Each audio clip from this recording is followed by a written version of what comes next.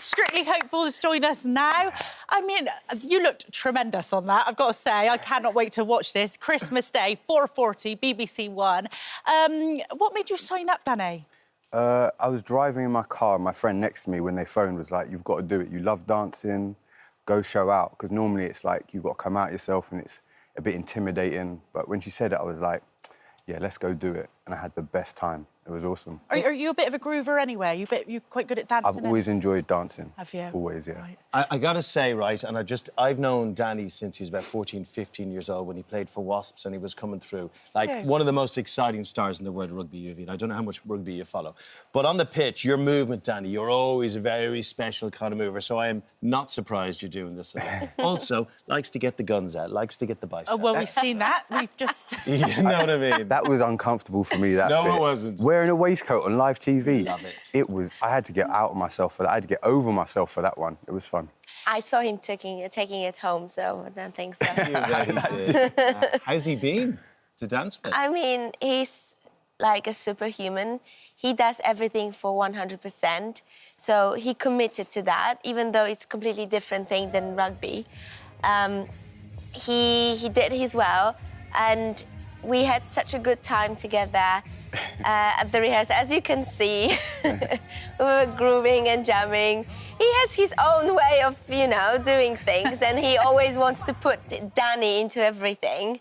When I'm a very, you know, I'm kind of strict teacher, so I was trying to put it all together. But I'm actually happy because, like, we put out your personality. You've danced the cha-cha-cha, you've done amazing, and I couldn't be more proud of you. Yeah, it was awesome. Oh, I love these that. I love... So how will the Christmas special work then, Jovita?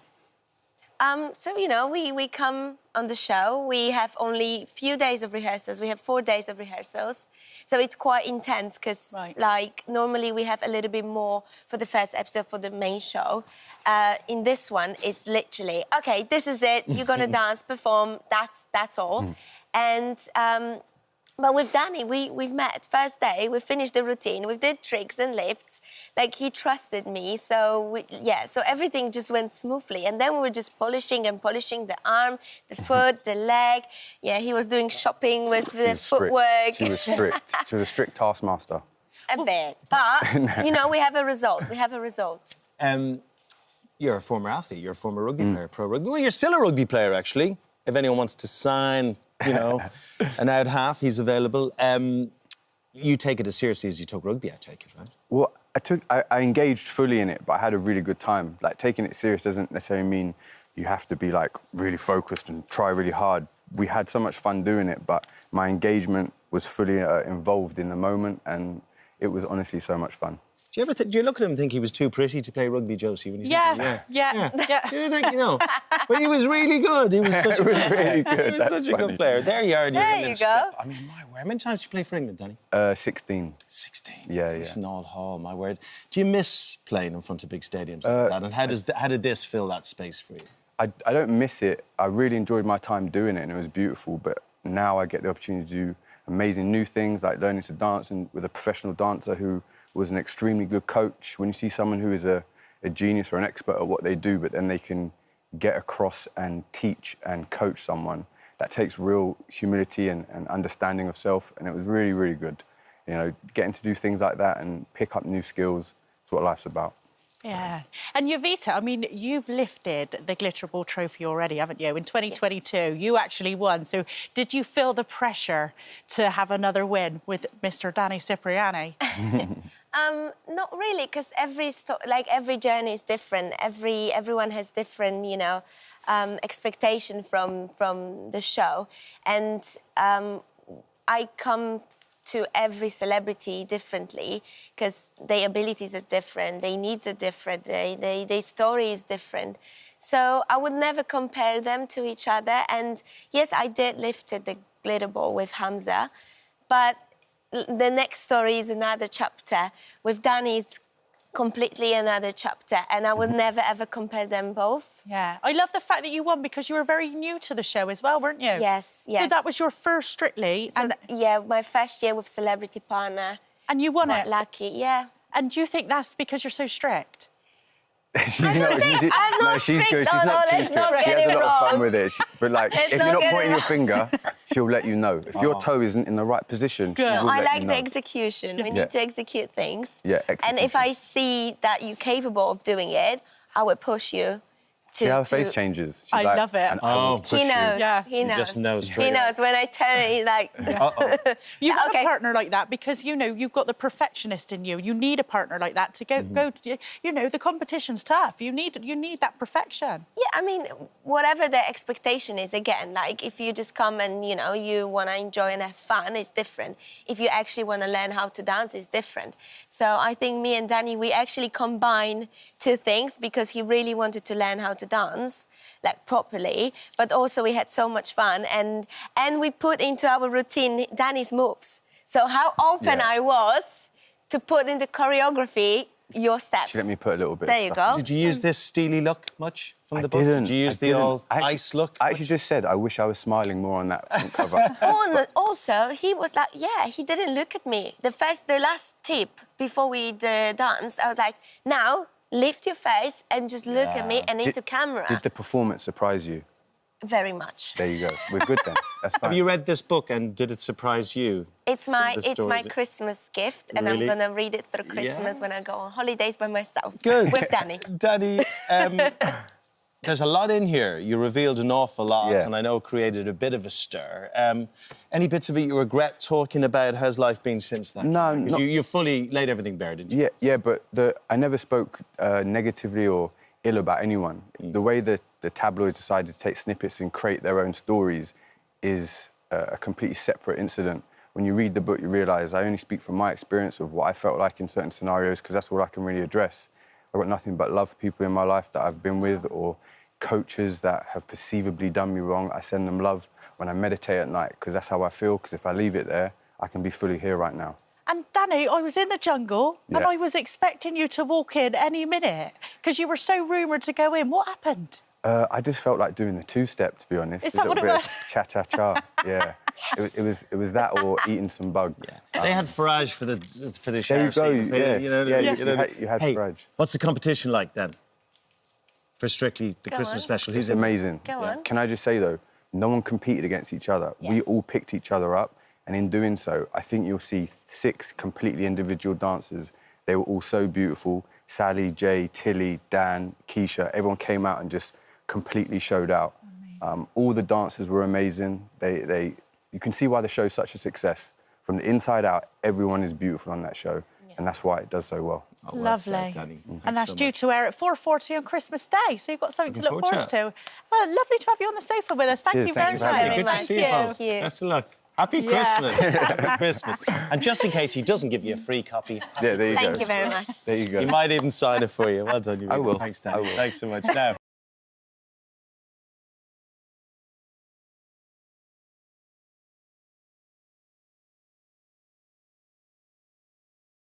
Now, it's the man Take band that we off, never yeah. knew we needed, but get ready for all your Christmas dreams to come true. As Aled Jones, Russell Watson and Cammy have all come together as one. Yeah, they're harmonising their voices and taking to the stage for the return of ITV's Britain Gets Singing, and they're bringing back their iconic masked singer costumes for the occasion. Have a look at this.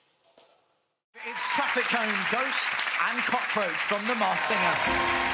We're very lucky because the boys join us now, and what a trio we never actually knew we needed. Yeah. But do you work well as a trio? We're going on tour next year. Yeah, service stations up and down the country. It'd be lovely. Can't wait. That was you at the end singing there, right? Yeah. Did you know you could sing?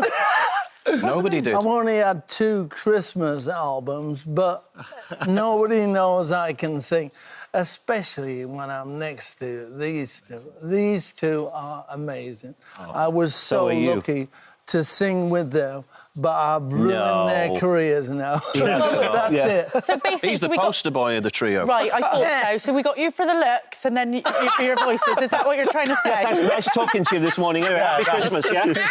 Better win him over, Jose. Better win him over. Joking. You're honestly, I thought it was Westlife. I thought it was good. Lovely. Now, will you all be performing in your costumes? Yeah, we're back in the costumes, which was was fun, really. Cammy's got the easy one because he just puts a blanket on his head. Yeah, well, he's the ghost, the traffic cone, Yeah. and I'm the cockroach. So you're the Masked Singer group? Yes. Yeah, we are. Yeah, we're up against Coronation Street, EastEnders, Love Island, and Good Morning Britain. Who were so competitive. But they were all big choirs. There's just 3 of us. Yeah. But it works. Yeah, it Nice does. little harmonies Their there. costumes are amazing. But my sheet came from Shepherd's Bush Market and they put 2 eye holes in. I mean, the song you're singing is particularly poignant because it's a Westlife song, and you've spoken quite publicly about your speech at Praxis. Yeah. So the treatment's going really well. Oh, it's great. amazing. You sound I went great, by the to way. Mexico for treatment and I got the fluency back in my voice. Not the speed as yet. I can sing with these 2, a slow one, but anything quick. Justin Fletcher, when I'm singing to the grandkids, he goes too fast for me. Yeah, but he undersells himself because he's doing brilliant. Yeah, absolutely fantastic. And also, just for us, you know, we've sung that song loads of times, Russ and I, and to sing it with Cam just brings a different meaning to the song as well. And honestly, so moving. Because we know each other as well, you know. It was just, I mean, we're like 3 children when we get together. Yeah. It's just non-stop We saw laughter. that. Yeah, we saw You that. wanted to join in, come on. Of course I did. I was having lad envy there. It's also particularly special. It's right that you should sing an old Westlife song, because tell us who you met in Mexico and how. Amazing. I had a bet with my sons. They don't speak English in Monterey. Everyone speaks Spanish. So I said the month I was there, no one's going to recognise me. So we had a bet, a £50 bet with my 2 boys. So I'm stood in a coffee shop, Starbucks. They're sponsoring the tour, by the way. And there's 3 blokes looking at me. So I look back and they keep staring. And it's the boys from Never. Westlife, yeah. They were on tour over there. We went to the concert, 64,000 people. And they don't speak English, but they sang every word of their songs. Put me to shame. Yeah. Wow, amazing. I mean, the show, Get Britain Singing, it's much bigger than that, really, isn't it? It's all about connecting people and it's all about helping people with their mental health. How important, Russell, was it to get involved in something like this? Well, very important. It's been proven as well that singing releases the same endorphins that exercise does. So, I mean, like, for instance, I mean, even if I feel a bit flat, as soon as I start singing, vocalising, immediately start feeling better. And that is medically proven, that it does release those endorphins, the feel-good endorphins. Do you still sing at home, alone? Do you do it to... Yeah, all the cheer time. yourself up? Preferably in the shower. It's the most resonant room in the house, but yeah. We all sing in the shower, of course. Well, not together, of course, but we are a group. But some things we do separately. I have never sung in the shower. Why? Ever. Why? You need to start. Yeah. There's a series there. There we go. There we go. So you get in the shower and start singing? Yeah. Don't you? And the steam, You too. the steam as well. Yeah. Everything about it's good. Oh, you're missing out. You're Yeah. totally missing That's out. how he gets the high notes from walking in the air. He gets the water really My cold and wife boom. would be, my wife would be banging on the door. What are you doing? Honestly, spool forward now to tomorrow morning. You raised me. You'd be in the shower going for it. Aled, you've had a bit of a career change. Well, you've had another notch onto your Right, career. yeah. Yeah, can you tell us what you've been up to? Well, I spent the year learning to be a celebrant, so I can now marry and do funerals and naming ceremonies. Somebody said to me, that, funny enough, that You Raised Me Up was one of the most requested songs that people use for funerals, and it was my singing. And it just got me thinking that I wanted to learn how to do it, so I've spent the whole year doing it, especially so I can marry a ghost and a cockroach. Bless me, Father. Do you do confessions? No, definitely not. Not with these 2. Russell, how do you manage this little boy band of yours? Because, I mean, just from what we heard this morning, it's chaos between the 3 of you. It's great crack, but it's chaos. It's brilliant fun. he's the most difficult because he's never available for anything. He's always busy, even a quick conversation on the phone. So the thing is that getting us together for a rehearsal, I mean, basically it didn't happen. No. We literally, you could tell, couldn't you? All the choirs and everything, they'd all been practicing, sounded amazing. We just turned up on the day and you do this bit, you do that bit, and I'll sing this bit. Who turned up early on the day, Cammy, if I can remember rightly? Yeah, you and me, wasn't it? Yeah, we and then were there. about 4 hours later... Superstar turned up. I'm sure it'd come from somewhere far away. Can't remember where. So, Russell, you've not just been trying to get you three together to do this. You've also been on your own tour. You've had to extend it, haven't you? Yeah, we've extended it into next year, the Magnificent Buildings tour. So it's gone so well that we thought we'd do some more dates into next year. But I never come off tour.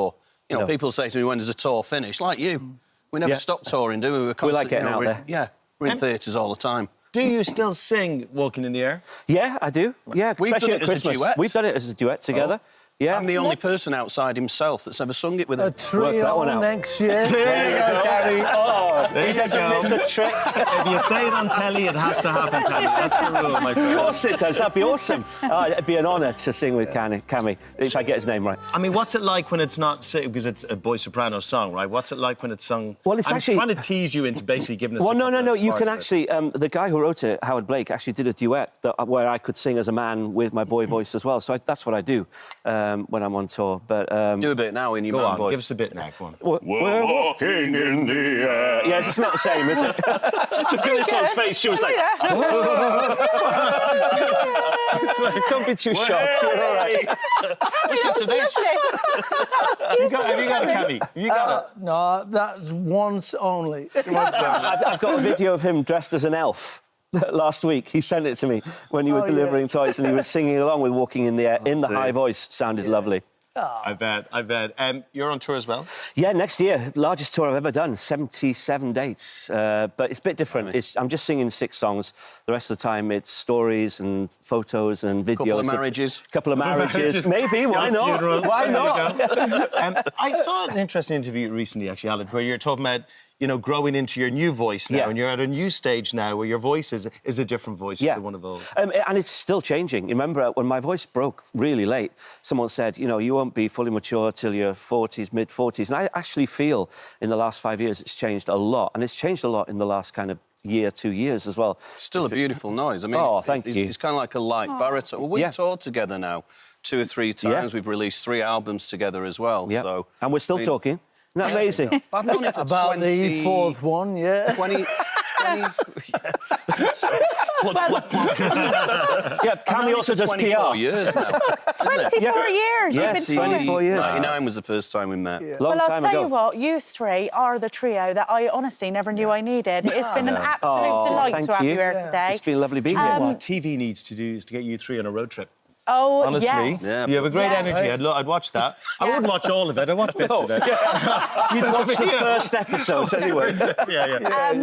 And tonight, Get Britain Singing. It's Christmas Eve at 9 Eve, 9 p.m. o'clock. Yeah. at ITV1 and ITVX. There you go. Cannot wait for that, guys. Merry Christmas. And to you as well, Have a lovely lovely. one, all right? Thanks, well nice to done. see you. Just say, you look great. Cammy, The you are jungle, it's amazing. you're always so charming. You really are. Did you vote for her, Cammy? No. Of course. There you go. He's such a liar. And Tony, of course, me pal. You can sort that out over the break, because that's Thank gone you, over guys. again.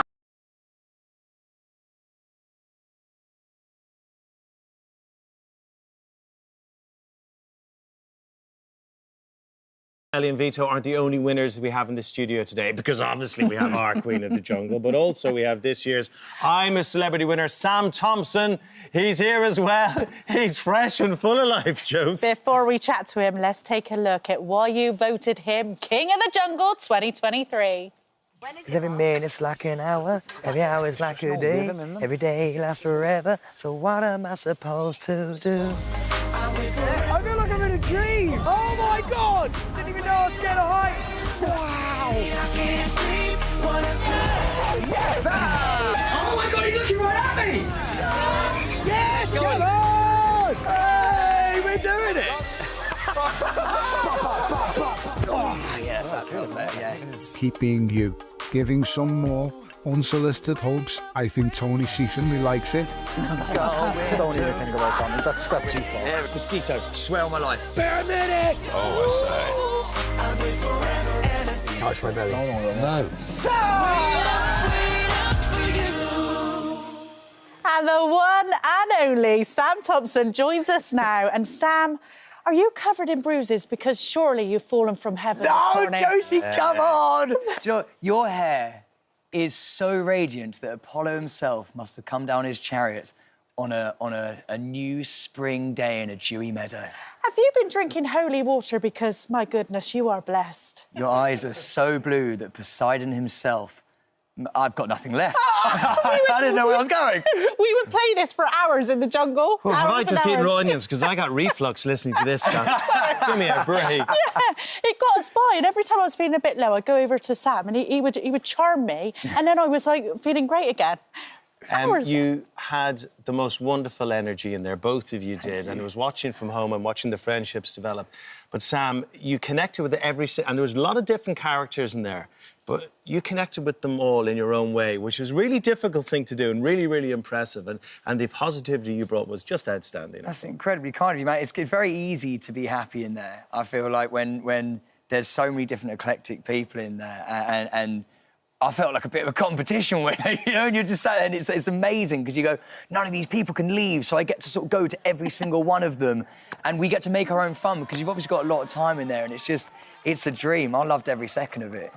You know, you're the king of the jungle, 2023. That's so Sam, weird. Is it sunk in? No, not at all. I'm going to be honest with you, like, I genuinely didn't think I was going to get far whatsoever. I did. I knew you were the winner straight away.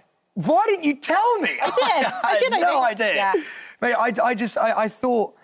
I thought to myself, the ultimate win for me, because I'm a massive fan of the show and I'm a massive fan of Ant and Dec as well. So I was like, if I can do a trial, meet Ant and Dec, tell them I love them, and then the ultimate win would be to do Cyclone. Because how fun was Cyclone? So good. Oh, it's the best thing ever.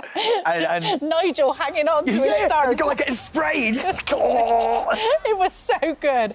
Was that your favourite, Sam? By an absolute mile. And you know what? This sounds a little bit soppy, but whatever, we're here. There was a moment where we were spinning round on that little wheel about to go down onto this cyclone, and I was just so happy, and I was with, like, friends, actual, like, friends for life, and seeing people do this thing, and I held Tony Bellew's hand whilst Josie was struggling to get up the thing, and we were just creasing. It was one of the best moments of my life. I'll never forget it. Let's talk about Tony.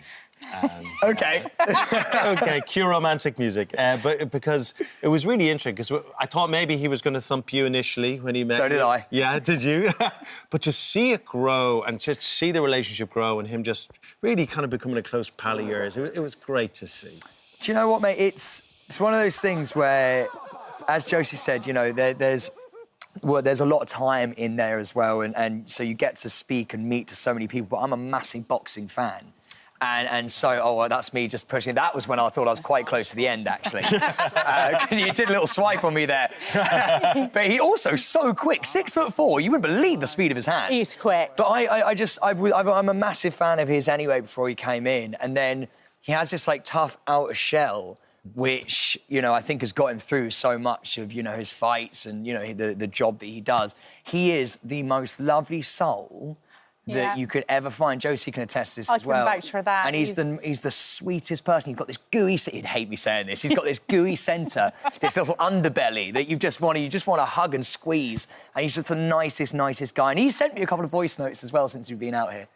He's a real gentleman, isn't he? He's just proper a gent. proper gent. I have a question for both of you, actually. What's it like? Because we're all watching at home and all stories are coming out about you guys in the papers. We heard about your ADHD and your relationships and all these different things. And Josie, you know, everyone's talking about you as well, all positive stuff, I have to say. What's it like being in that bubble, not knowing what people are saying about you, and you come out and you've got all these new fans everywhere, everyone knows everything about you. Is that weird, guys? Wild. It's right. I mean, Josie, I don't know. I can't speak for you, but like for me, I've never really had anything like this in my life. So it's people asking for a Sam hug. Do you know how cool that is? Yeah. Like, and actually just hugging people and them, like, knowing about, like, some of your life and stuff. It's one of the coolest things. I'm just incredibly lucky. I feel very, very, very grateful and incredibly fortunate, like, that people want to come up and have a hug, I think. How have you found that, It's very overwhelming, it is, but it's the love that you get from people is just so nice, isn't it, Sam? Like, people are lovely. The majority of people are beautiful, beautiful souls. It's the best thing. When you say you don't know what's happening on the outside when you're in there, you forget you're on a TV show. Yeah. It's crazy. There's like 72 cameras, I think, or 76 cameras. There's so many cameras. You don't even see them. Like, you just forget. I think day one, you're literally just like, oh, I'm just living it now. This is life.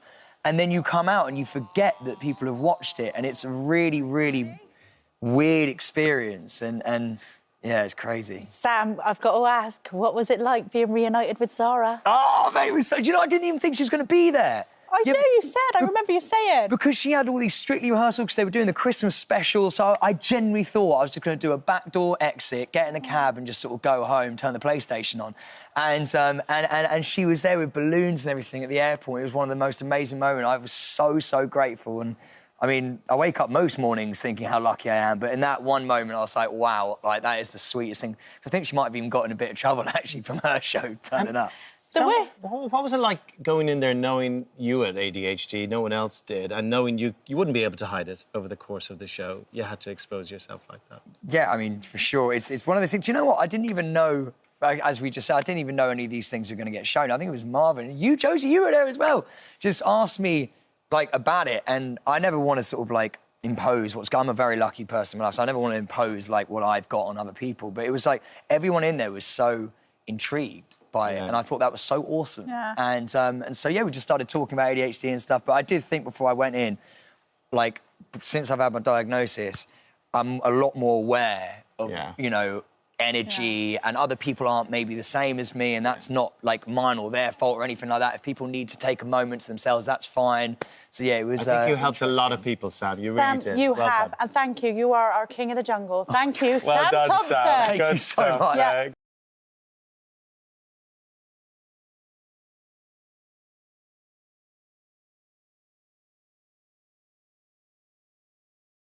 After 12 months of, 12 weeks, I should say, of training and working out and the stress and some incredible performances, on Saturday night, Ellie Leach and our partner Vito were crowned champions in this year's Strictly final. Now, before we chat to them, let's take a look back at their final dances, which secured them that glitterable trophy.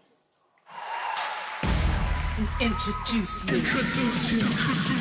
If you go hard, you gotta get on the floor. If you're a party freak, then step on the floor.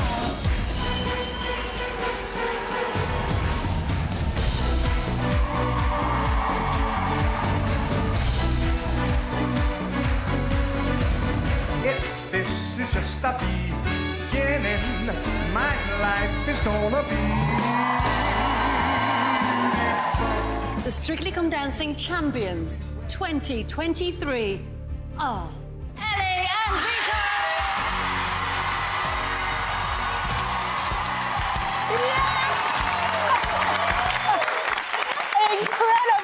Incredible.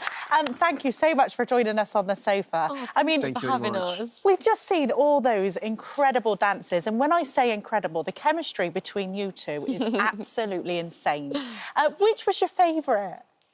Our favourite dance was the American Smooth. We loved them all, but for our favourite dance, we chose the American Smooth because, for me, I just thought it was all that Strictly is about. It was glitz and glamour, and it was fun, and I just loved it. And a 40-pointer. Hey? Yeah, that we was got it, right? 40. Yeah. What is that moment like when you get the full 40? I mean, I can see you going crazy there, but I mean, it's because it's so intense, the bubble you're in, right? Yeah, of course. I think for us, really, it's never really been about the scores. Never. It's just always been about every Saturday going out and enjoying ourselves and putting all our hard work throughout the week on that dance floor. So, of course, it was incredible to get a 40. It was amazing. But it's just really about the memories that were made on the dance floor.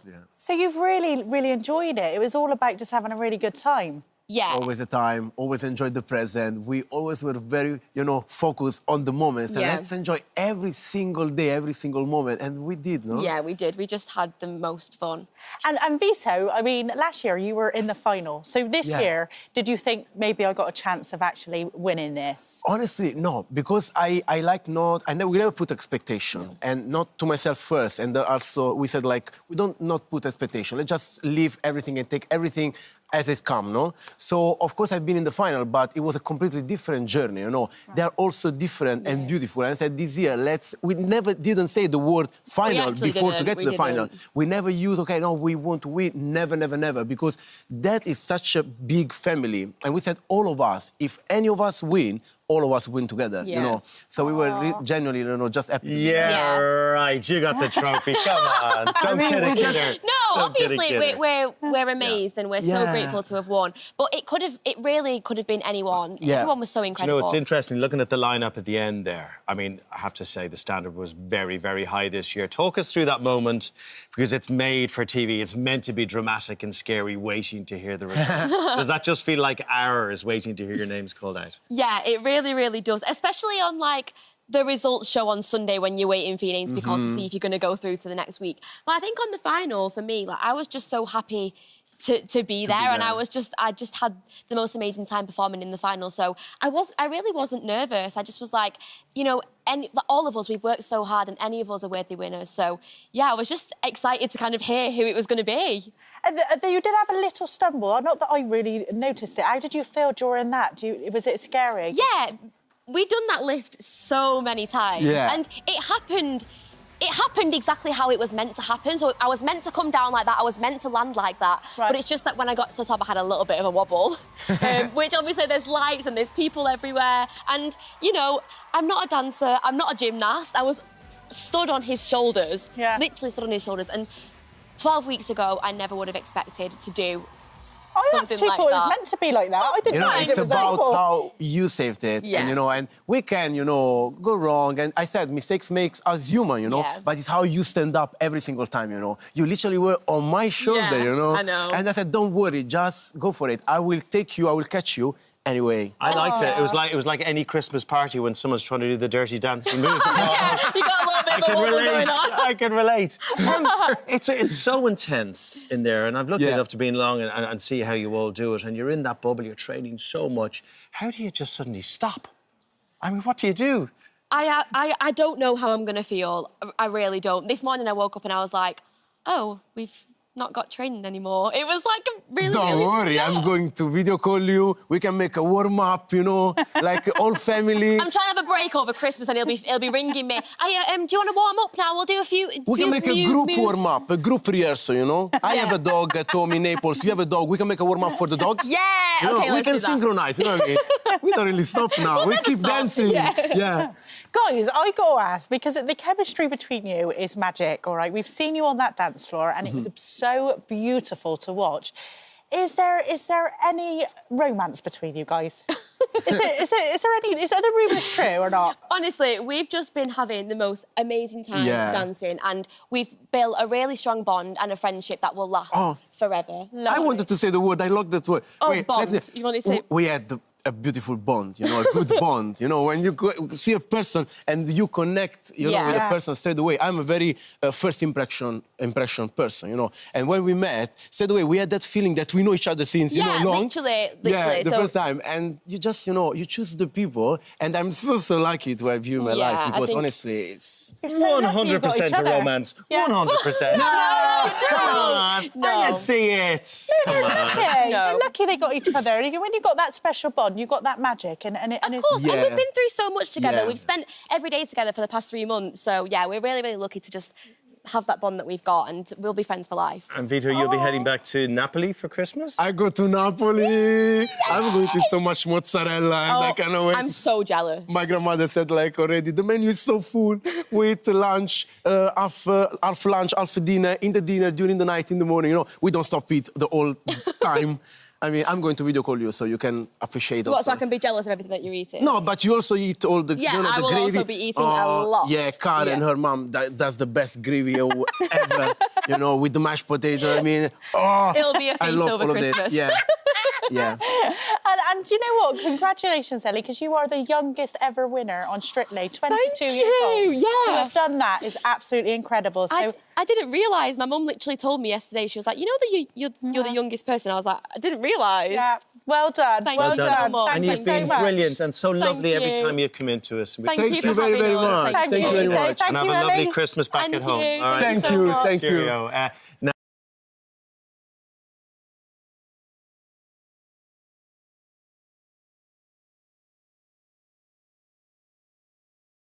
Now, our next guest today is not only a very talented actor, having starred in hits like Green Wing, Episode and The Split, which I love, by the way, he's also a very successful author. Yeah, what's not to love about Stephen Mann? He's written 4 children's books. The Great Reindeer Rescue is his latest, and here he is. Stephen, so nice to see you. Nice to see you. Oh, so tell us about the book. The book. Tell us all about it. So, one of Santa's reindeer, Blixen, I've forgotten the plot of my own book. Blixen has retired. Right. So Santa has got a new reindeer to join the gang, and he's called Dave. And Dave is very nervous and very excited, and he ruins the whole thing quite early on. And all the reindeer get scattered to the 4 corners of the earth, and Dave, the reindeer, and a little girl called Holly have to find all the reindeers and Santa to save Christmas. This is your 4th children's book? 4th children's book. Are they themed? Are they the same not. characters? So No. different characters every time? I didn't think... I looked at, like, what J.K. Rowling did with Harry Potter. I thought, I don't want that sort of success. I don't want books that children can come back to again and again. I want to write a whole new world. Also, my mind is so sort of flibberty-gibbet that I just, you know, I think of a whole new world and I'm off. So, but I've always wanted to write a Christmas book. I was going to say, is this the first one that's based around? First one. And I sat down in April and I put on some Bublé, singing I was going to say, Christmas how tunes. did you get into the mood? That's the only way you can do it, really. Turn the heating way down so you're cold. You put on some socks and, you know, winter socks. And, yeah, it's actually surprisingly easy to get into Christmas earlier in the year. I think because we're just sort of, in many ways as a country, we love Christmas, don't we? Defined by it, and that kind of Victoriana version, that Dickensian version of Christmas. It's probably quite easy to place yourself in there. Yeah. It's so wonderfully romantic and nostalgic. Yeah, it's ingrained. I mean, we've been literally every year. I mean, more than birthdays, because birthdays, something different happens every year. But Christmas, it's look at it. Yeah. I bumped into someone yesterday who puts their tree up on Christmas Eve and takes it down on Boxing Day. No, like, what's all the effort? What's the point of that? I just don't have the tree. She was very militant about that's all Christmas is. No, I've had mine up since the first week of November. Oh, you got now, that really? was I mean, that was a bit I'm suddenly with the cheeky. Boxing Day lady. Wow. I mean, I really love Christmas. But so you've got 3 boys, haven't you? Yeah. Do they all read the books and give you their feedback? They do, and I sort of road test the stories on them. I mean, the books are for 7+, and my youngest is now 7.5. So I'm reading The Great Reindeer Rescue to him in the moment. As an actor, you think the great gift you can give your children is reading them stories. You know, that's what I do. I read. All I get is stop doing voices, Dad. Just read it. Because I'm doing all sorts of... And he's just read it. So the worst audition of your life. I know. It's like my worst, fiercest critic. My 13-year-old, I run the stories past him. So, we're going for a walk, and I'm like, OK, so I've got the reindeer doing this. What do you think? Yes. You know, so it's nice to bounce it off somebody, because it's a very solitary business. Yeah, and it must be a sort of lovely progression, because when your 13-year-old was younger, you must have read him the stories, and now he's sort of in on the editorial. Well, the first 3 books, the heroes were named after my 3 boys. So the hero of the first book was Jack, and then Frank, and then Harry. So, so now Dave, I'm going to have another child and call him Dave. It's got to be done. It has to be done. You've really weird not In case my wife's listening, that's... It's a girl. Oh. What we got to do. Still go have another Dave. kid. Yeah, that's it. Called Dave. And you work closely with your sister on these, Yes, don't you? my sister, my very talented sister, Anita, my little sister. Yeah. She's a year younger than me. She illustrates them, and brilliantly as well. And it's a joy, because if you told me when I was a kid that we'd be working together, I'd have laughed for a month. But it's such a treat, because we're brought up in the same house, same sense of humour. I don't have to explain anything to her. And the books are basically me. I write funny adventure stories, and I'm trying to make Anita laugh. Anita and my children, that's the goal when I'm sitting there writing. So nice. I say that, but of course I'm... It's such a lovely... such a lovely different discipline to acting as well, isn't it? Where... I mean, it's such a collegiate business, acting, so... Well, acting, you're interpreting something. Yeah. You're given a script and you're interpreting it on the stage or on the screen, and that's great. And it is, like you say, you have all sorts of people you're working with, and it's all those brains added together and creativity. Yeah. Writing a book, it's just the blank page and it's just you, and there's sort of pluses and minuses because you're creating a world yourself and it's all your own work, and there's something exciting about that. So it's nice to... I like moving between them. After a few months of writing, I'm very happy to get back on set and film. You're such a good actor. Oh, I really love watching you. And the thing is, when you first started out, you sort of got these comedic roles, not by accident, but almost like one after, sequentially, almost one after the other. So did it take a while for you to then convince the casting agent that you can act straight as well? Well, I started in the theatre. I did 5 years, and I played all sorts of, young romantic leads. But then as soon as I started doing telly and the camera got, because in the theatre everyone's quite far away. As soon as the camera got close to me, they were like, comedy, you're doing comedy. Yeah, you're not playing any, you're not kissing anybody, you're just... but then, yeah, I mean, The Split was an absolute treat to do, to play a part like that with such, dramatic heft to it. And a lawyer, I trained as a lawyer originally, so it was interesting. It was like, here's what I could have won, the life I could have had if I hadn't, changed direction. So do you like kind of being able to flip-flop between the two, or do you see yourself going in this direction now? I still see myself as an actor, first and foremost. Yeah. But it's funny the way, life leads you down all these different paths, and I do a painting show on Sky, Portrait Artist of the Year, and it's a lovely show, which I enjoy doing, and I'm writing books, which I also love. So it's nice to do new stuff. Yeah. And I'm very lucky to still be finding things that I want to do that are new and that I give a go. To me, that's you constantly feel like you're reinventing yourself, and that life is open, offering up challenges. It's the greatest privilege you can get, isn't it? Absolutely, So... And I saw Stephen a couple of years ago on A Christmas Carol at the Old Vic Theatre, and it's honestly, I urge anyone to go. Your year was the best, but I urge anyone to go. But would you go back and do some more theatre? I mean, that was unbelievable, wasn't it? It was, yeah. The music was incredible. Also a great story. I mean, Scrooge is one of those parts. You never play a character that transforms as much as that. You spent 3/4 of the play, absolutely the most miserable, guy in the world, and then suddenly you transform. That was a treat. And the music on that show, Christopher Eccleston's doing it at the moment at the Old Vic. And this looks like there's some theatre later this year, next year, yeah. Oh, nice. So that would be good.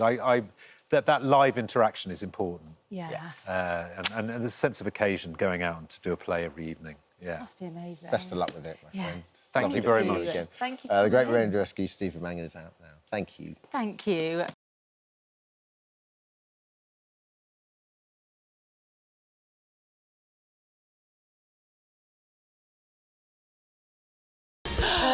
So we've seen that.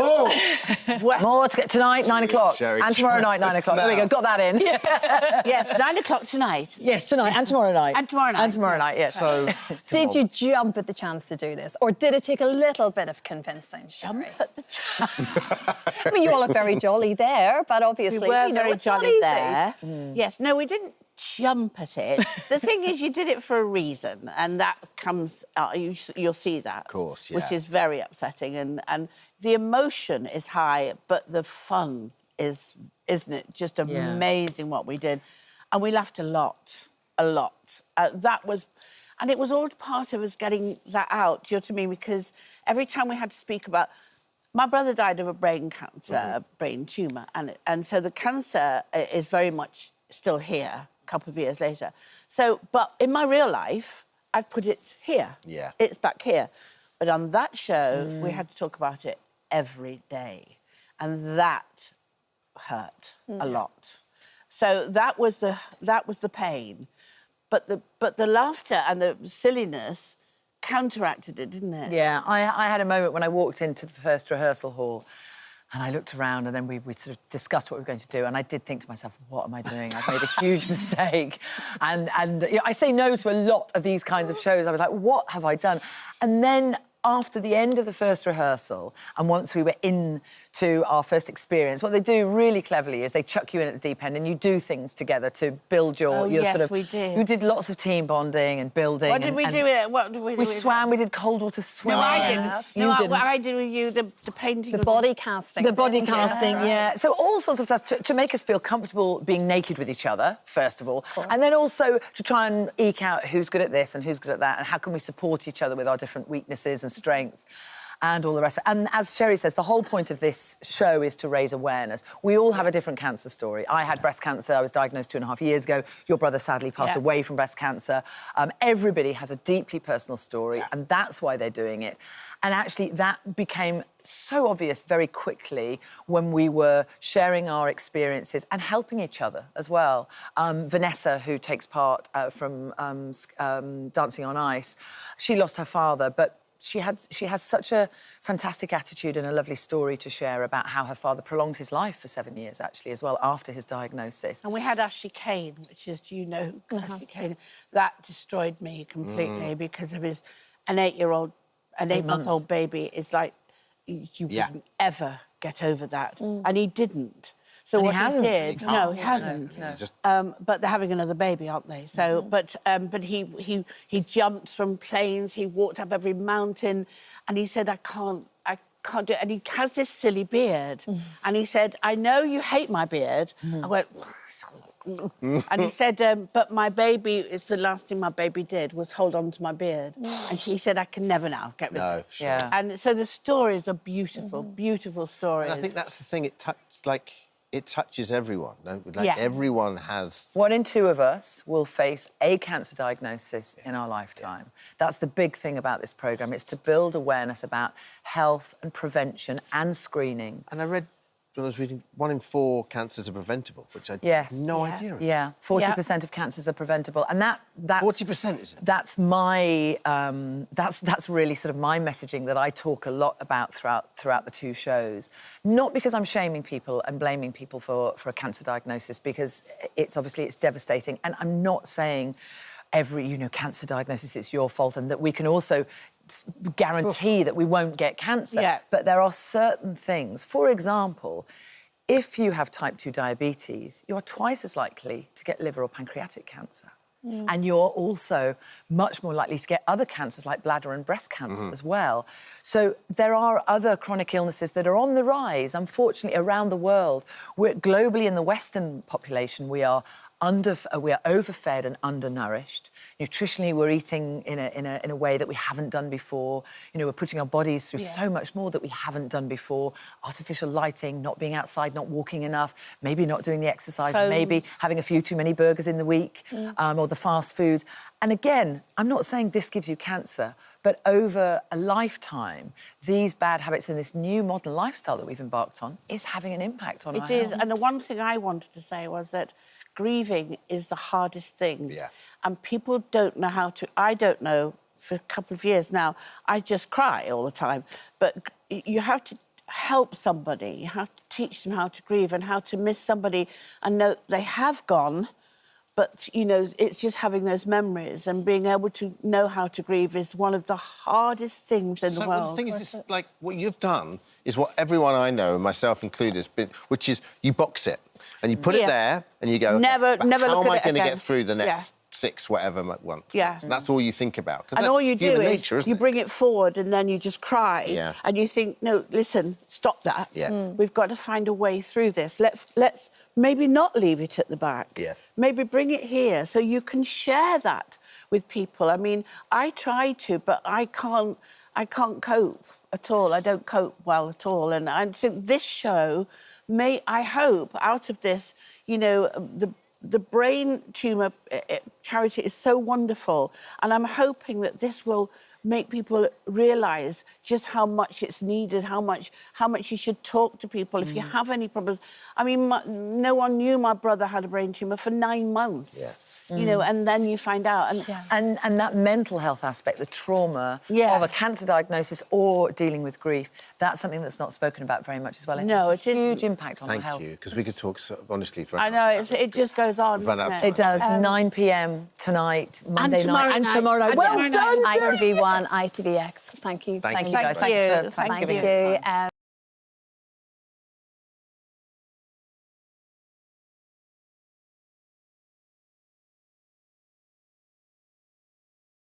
Swallow. It's a trip into a world of pure imagination.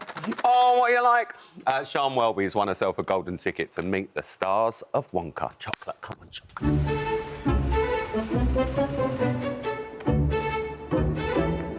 I've got the golden ticket! I've got the golden ticket!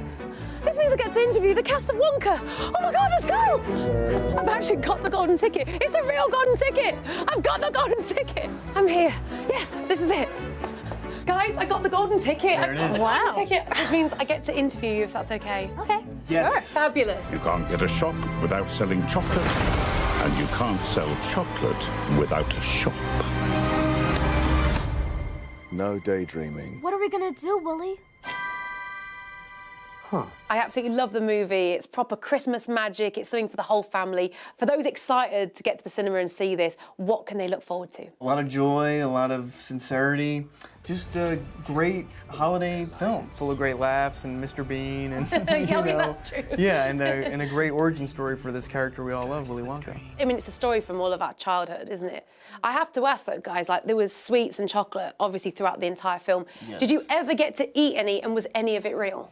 Yes. Really? I mean, yeah, Most of it was real. most of it was real. Really? Yeah, we ate chocolate. I mean, I ate a lot of chocolate because I was doing like take after take after take. But Probably more chocolate than I did. but we also swim in chocolate. Was it dangerous at all? Like, as in, do you have to be a good swimmer? It wasn't dangerous. We just squat, but it wasn't the whole time, of course. So yeah, like thighs of steel. Thighs of steel. You wouldn't think of shooting Wonka, but you emerge. You both came out ripped off the back Ripped. of it. Ripped. Was that real chocolate or was it just That like was brown real water? chocolate. It was real chocolate. That was real chocolate. No Yeah. way. First time we shot it, it was like, in fact, the director said to me, Paul, he said, you know, you should like taste some of it towards the end of the shot. And then when I did, and then somebody from behind the camera was like, no. Don't. Yeah, you don't want that toxic stuff going in your body.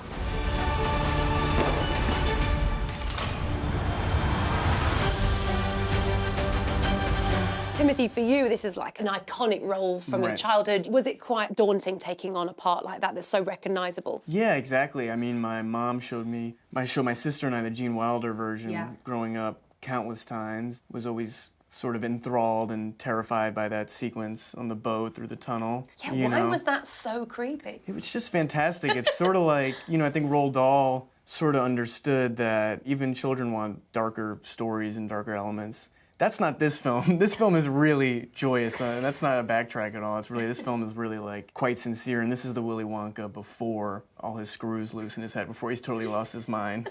This is the like sweet, ambitious Willy Wonka. With Willy Wonka's wild and wonderful wishy-washy Wonka Walker, please don't make me say that again, Tiddles gets to run, and I can have fun. Scrub, scrub. Just popping out for a bit. I'll be back before roll call. Until then, Tiddles has agreed to... Scrub, scrub. You have a great cast of people as well. Yeah, sort of like the most like all-stars British cast ever. Rowan Atkinson, Olivia Colman, Hugh Grant. So you're the funny little man who's been following me. I will have you know that I am a perfectly respectable size for an Oompa Loompa. An Oompa what now? And for you, you had quite a few scenes, obviously, with Olivia Colman. Her character in this is mean. It probably is the sort of darker side of the movie where she is quite a horrible person.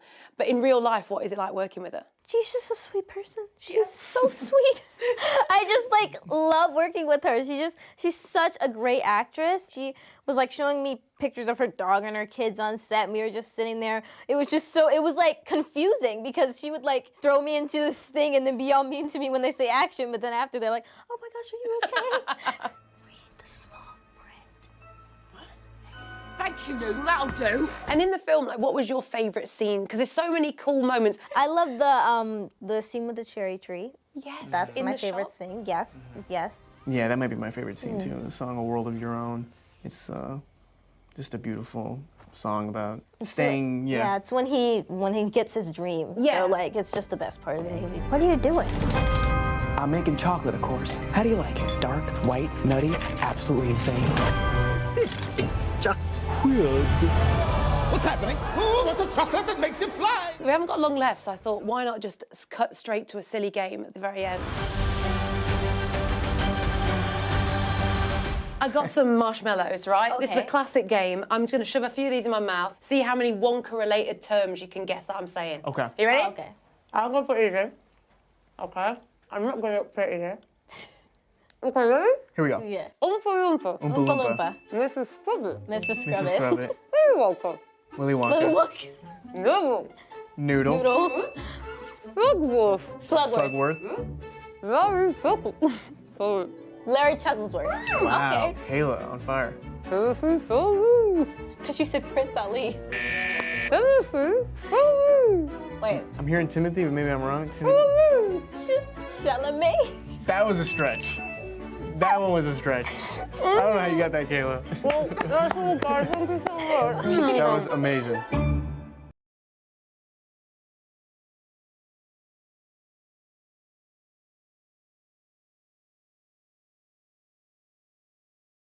Welcome back. We're now joined by a goddess of glam who is celebrating 10 years of incredible success with her global beauty brand. Now, her A-list client list includes Kate Moss, Penelope Cruz, J-Lo. We're not on the list quite yet. No, it says I'm not on the list. Well, I just wanted to share the... All right, no, I'm not on the list, all right? Ronnie, you're on the list. You remember you're on the list. This is what's up. One day I'm going to get on that list. We are Charlotte working just on it. told me that we have crossed paths years ago. Modelling. In the days of modelling and fashion shows. Yes. So maybe Charlotte has done my face. Oh, don't. I'm so jealous. I'm so jealous. Charlotte, it is so lovely to have a sit-down chat with you. Oh, darling. We've always crossed Thank you so much for having me. It's so exciting to see you. I love you guys. Hey, right, so first and foremost, let's go back. When were you first interested in makeup? Well, darling, at the age of 13, I discovered a tube of mascara, and then I realised, my God, this is so empowering, because I had fair eyelashes, and I was like, this is amazing. Makeup is so empowering. It gives you the confidence.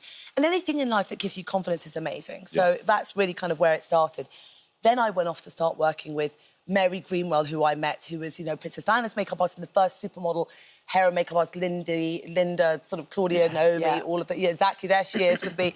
So I went off and started assisting her, you know, in all the fashion shows in London, Paris, And she New York, was doing Milan. everything, wasn't she? Everything and everyone. She's the first super hair and makeup artist, really. I mean, super makeup artist. Yeah. And so then I started working with her, and that's where it really all began, And then you were very much ingrained in the fashion world, and you were running shows yourself, weren't you, and designing the makeup? Exactly, then I went on to have this amazing career, you know, arguably the world's #1 makeup artist, where literally I kind of, you know, was on a plane permanently from New York, LA, London, everywhere, kind of doing every celebrity, every red carpet, every cover of Vogue, every cover of Bazaar, every cover of...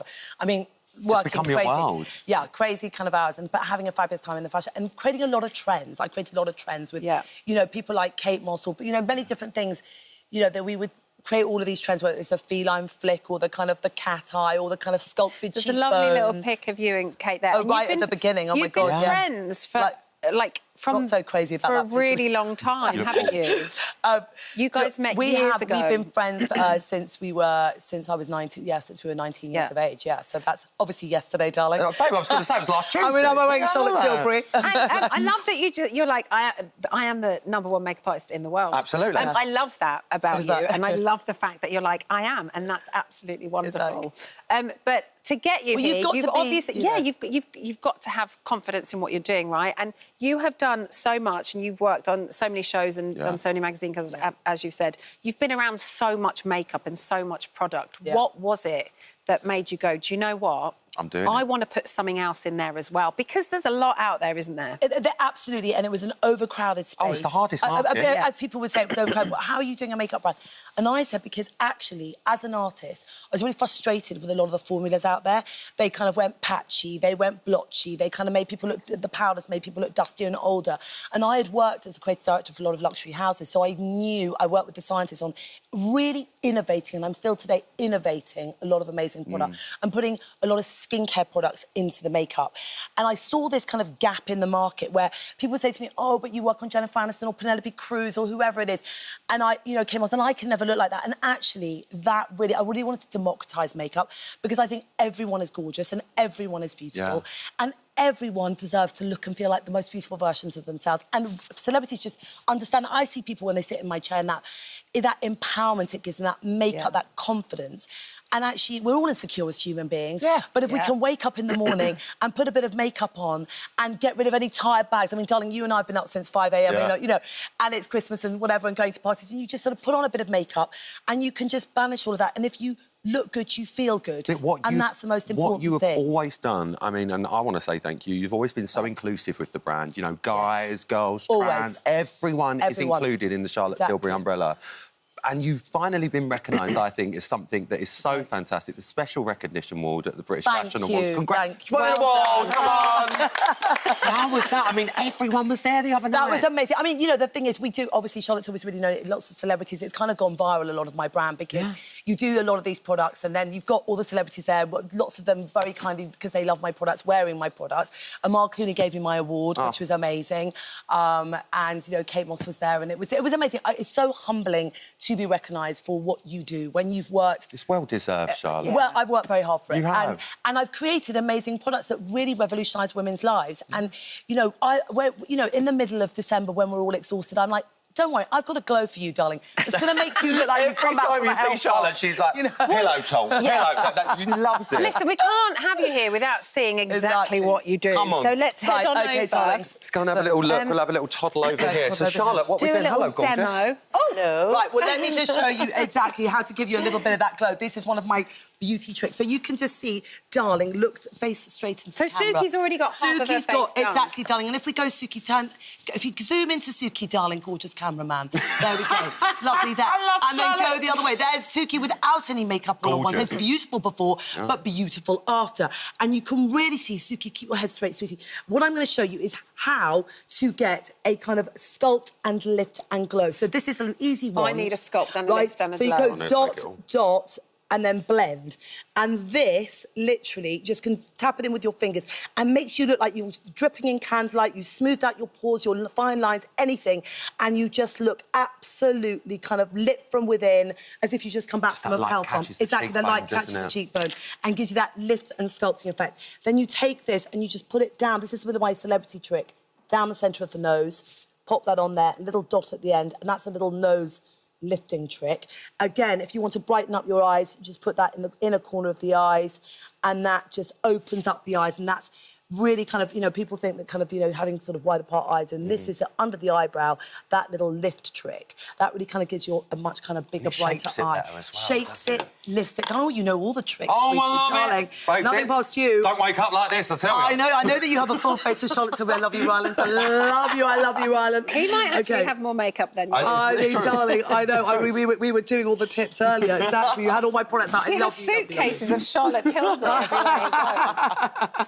So this, OK, so I'm going to show you how to this. Now, close your eyes. Look, with the ones, I wanted to make makeup easy to choose, easy to use. So this is for all the mums at home, everyone. This is just one slight wonders. Look at this, darling. I'm just getting my finger, close your eyes, darling, dripping it across the eye like that. Easy peasy. No makeup artist needed, but open up your eye, darling, and that's just going to lift and brighten and give you bigger, brighter eyes.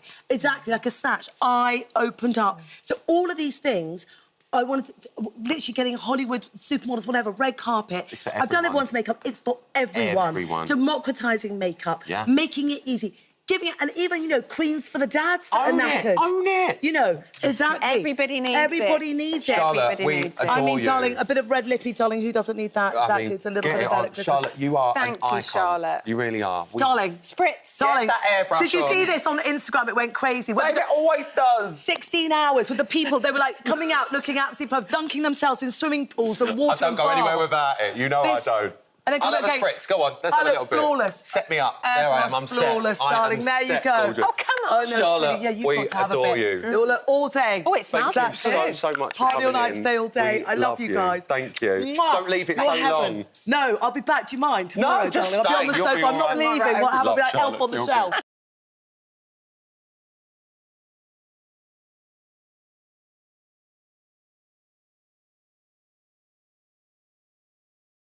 OK, but first, millions of us are glued to our screens watching I'm a Celebrity this year. Yeah, we are literally loving it. And for many watching, Sam Thompson talks about his personal experience with ADHD, and we all agreed it was quite a moving moment. When the low bits happen, like, it goes low, but then the highs are really high. Yeah. My girlfriend Zara is just so steady, and it's so good for me because when she's going steady, I'm going like that. So it's so nice to have someone that's just like keeping you going. My timekeeping's terrible. Sometimes I get quite selfish where, like, and this is not just with her, it's with like everyone, like my mates or whatever. My listening to Zara whenever she's talking something, like Zara will listen to me, I'll come back full of energy, be like, oh, you'll never guess what I've just done, blah, blah, blah, blah, blah. And then I'll be like, what have you done? She'll go, well, I blah, blah, blah, blah. And I'm just finding myself, like, staring off at something completely different. He's doing so well in there, isn't he? He's amazing, isn't he? Yeah. Joining us to talk about Sam's jungle journey is his partner, Zara McDermott, as well as Dr. Nagat. Morning, Welcome. ladies. How are you both? Really good, thank you. Really Zara, good. how are you? Oh, I'm just excited every single day to sit down and watch I'm a Celeb in the evenings. It's just an absolute highlight of my day. And honestly, I think so many other people's as well. Yeah. We've loved him on there, haven't we? He's We had been him on Celebrity Big Brother. fantastic, yeah. And we loved him in there. But to see him in the jungle, it's just been, I don't know, it feels a lot more raw.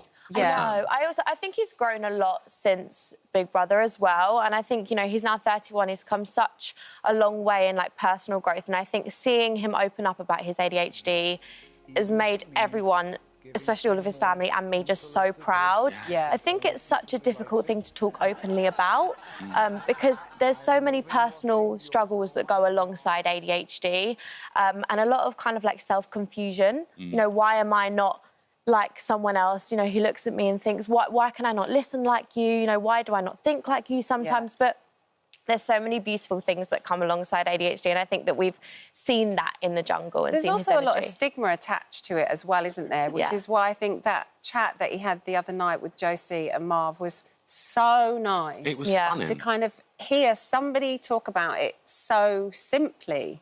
Yeah, absolutely. I think that, you know, there is a lot of stigma around any kind of neurodivergence. It's really tough to speak about because in some ways there's this feeling of abnormality. You know, why am I not like other people?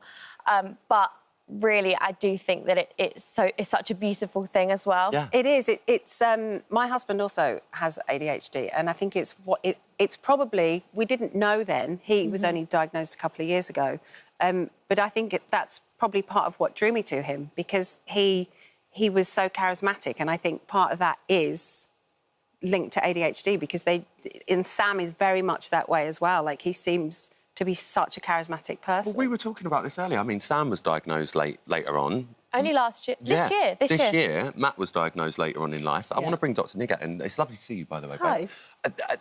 We're hearing about this more and more. People in later life are being diagnosed with ADHD. This is really common, isn't it? This is becoming more common because also, as Zara was saying, I think with being around individuals who might have slightly different traits to you, we're able to spot the signs and put the sort of the jigsaw pieces together because nobody comes along and says, I have ADHD. Actually, it means that other people around you are observing your behaviour of maybe inattention, ability to concentrate, as Sam was saying, follow conversations through, memory fog, lapses in memory as well. And the difficulty has always been is that it's attention deficit hyperactivity disorder. But there's a group within that, there's a subtype, which don't have the hyperactivity. In fact, 3 out of 10 people who have a diagnosis of ADHD don't have the hyperactivity. So we sort of think about the attention aspect of it, but that takes a while to piece together. I was going to say how the diagnosis can sometimes take a really long time, can't it? Yeah, I mean, in my area, I work as an NHS GP in Buckinghamshire. I'm looking at a 2-year wait. And I was talking to a colleague of mine who's an expert, and in her area where she does assessments, she goes, 2 years is actually OK. We're waiting 3 years in around Milton Keynes. And it is absolutely terrible. The reason is because this is it's not a new area of medicine, but it is an area that people are becoming more aware about, the stigma and the taboo. And I suspect the shame is decreasing as well. But the assessment process is quite tricky. So if it's in children, which majority of children is where parents look for a diagnosis, then you need a paediatrician, a child psychologist. If it's adult, you need an adult psychiatrist, and then you need a specialist in ADHD to give you that diagnosis as well. So you need 3 teams, in a way, to get together. Everyone is different, and I know there's a broad spectrum when it comes down to ADHD and signs that you've got it or how you behave. Like you were saying with Sam, he's very excitable and all of that. But, I mean, the other morning we were talking, weren't we, and we saw a clip on the show of when Sam was cooking and everyone was like, calm down, Sam, calm down, Sam. And I don't know, it just felt a little bit uncomfortable because... Let's have a little look at it and we're going to talk about it. Great. Sam, you need to concentrate Come now. on, mate, yeah. You were doing very well up to You've now. got all the meat now, mate, so let's... Blow that out. Oh. Right, Sammy, calm down, mate. Calm down a second. Okay, let's have a little moment. Sam, Calm down. Put the meat down. That's because you all know what's just going to relax. happen. Put the meat down. The thing is with Sam, when he gets into these situations like this, he gets quite excited. He's like a little puppy. It's not good. Why don't you cook the meat yourself? No, I'll let him. Let Sammy have a go. Fred, what are you talking about, mate? You're not concentrating. I'm very much concentrating. Just do it You're round not. here, Sam. Just come and You're do it. not concentrating, Sam. Look, I really felt for him. yeah, majorly. And Zara, I don't want to speak for Sam because obviously you know him a lot better than any of us, but I watched that and I was just like, guys, you know he's got ADHD. And is that not like asking a coiled spring not to pop? Do you know what I mean? By saying, calm down, concentrate. Should they just not let him get on with it? I think the lovely thing about Sam is that he's able to not take things too personally. Yeah. He's able to kind of understand those around him and he wouldn't have been offended by that. But I do think that in that situation it's really important, you know, it's important to sometimes bring him back down to earth a little bit, but in the right way. Yeah. I think all those voices would have probably overwhelmed him quite a lot. That's how it felt for us, didn't it? Watching Yeah, it? Like, I really felt for him and I wanted to kind of say to them all, just kind of let him be him and get on with it and just do his thing. And you said, you know, obviously there are multiple teams to kind of that have to coordinate to finally get a diagnosis, but it is really important. And people may get really frustrated and feel like they're never going to get to the end of it, but it's really important that people stick with it, isn't it? It is and really get that diagnosis because it can make a massive difference. Absolutely, because like that, it's that support network and knowing how to communicate with that person, which Zara has highlighted beautifully, that it's about being able to give that person some space. Because for them, I was watching that and I really felt for him because they thought that he was being disruptive and there's a negative connotation, you're the problem, when actually he just needed to get on with it because that's his ADHD. We see that in children a lot, and then particularly if you have different situations. So for him to go into the jungle is a massive change, as you were saying earlier, from him being at home, from him being in a board meeting, and so your levels of concentration have to be different. So we see normally that symptoms are heightened if there's a change in university, change in schools. And one of the things that people find really difficult to get a diagnosis, and this is particularly in children, is that they'll be fine at school, but at home the behaviour is different. And so that's known as masking. And that is actually one of the classic things that we find is what leads to a diagnosis. And they say, oh, but it's a behavioural issue and he just needs better behaviour. It's this awareness, It's awareness. And I think that the whole issue around masking the symptoms is something that we're just scratching the surface of as doctors. And this is why parents particularly are getting really difficult to get that diagnosis. Because Sam said something really beautiful at, I think, early doors when he was saying, oh, those are all the things that my teachers used to say about me. And he was listing off that this was every single school report. He goes, nobody just saw the signs. But this is what we love about Sam, because he's very open, he's very honest. And talking of masking, one thing he's not masked is his love for Tony Bentley. Oh, my gosh. I'm sorry, this is the duo we never knew we needed. Kicked out, and I think Tony's Babe, moving this might be into the end. This could be the end. Are you loving seeing that bromance happen? I think Sam is so good at finding someone who he knows he can wind up. Yeah. Just that little bit, but he will never push him too far, but he will just teeter on the edge. But I think Tony absolutely adores him. I really do. I think you can see it, can't you? He's a bit like... All right, it's like a big brother and little brother situation, isn't it? Yeah, I think he's going to miss him when they get out. I think they're both going to miss each other. Absolutely. Do you think it'll be a friendship that continues I think outside of so. jungle? I think so. I think Sam will build some really strong bonds in there, and I think he'll value everyone he meets. But I think Tony's got a special place in his heart. We can see it. Well, look, thank you both thank you so much. We wish him all the best as well. We Good do. luck to you, babe. Nigga, love you, see you, Dr. Nigga.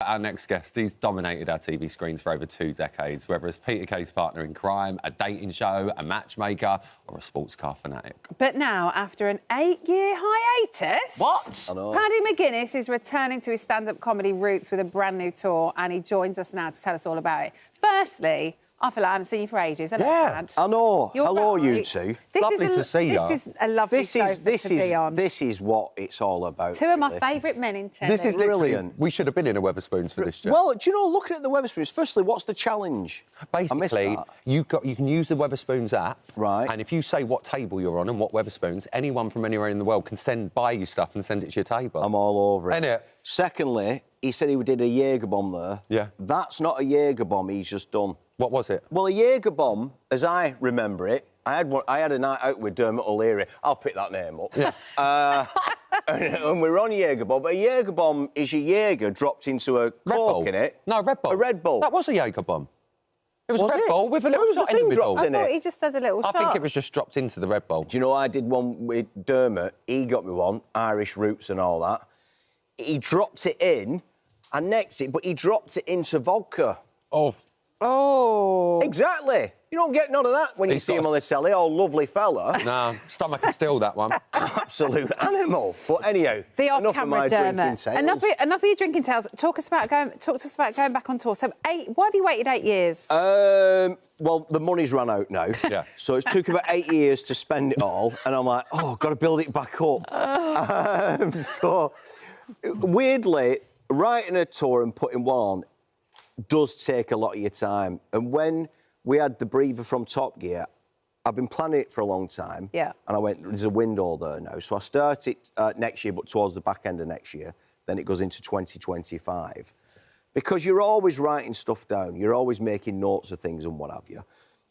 So, yeah, I've finally gone, right, let's get out there. And what's lovely is people getting in touch saying they see me on the last one. Yeah. They're coming, you know, it's like a little bit of nostalgia and what have you, but I can't wait. So did you stop? Because literally, well, I mean, I was going to say there's a minute, but it's 8 years probably, that you're just on everything.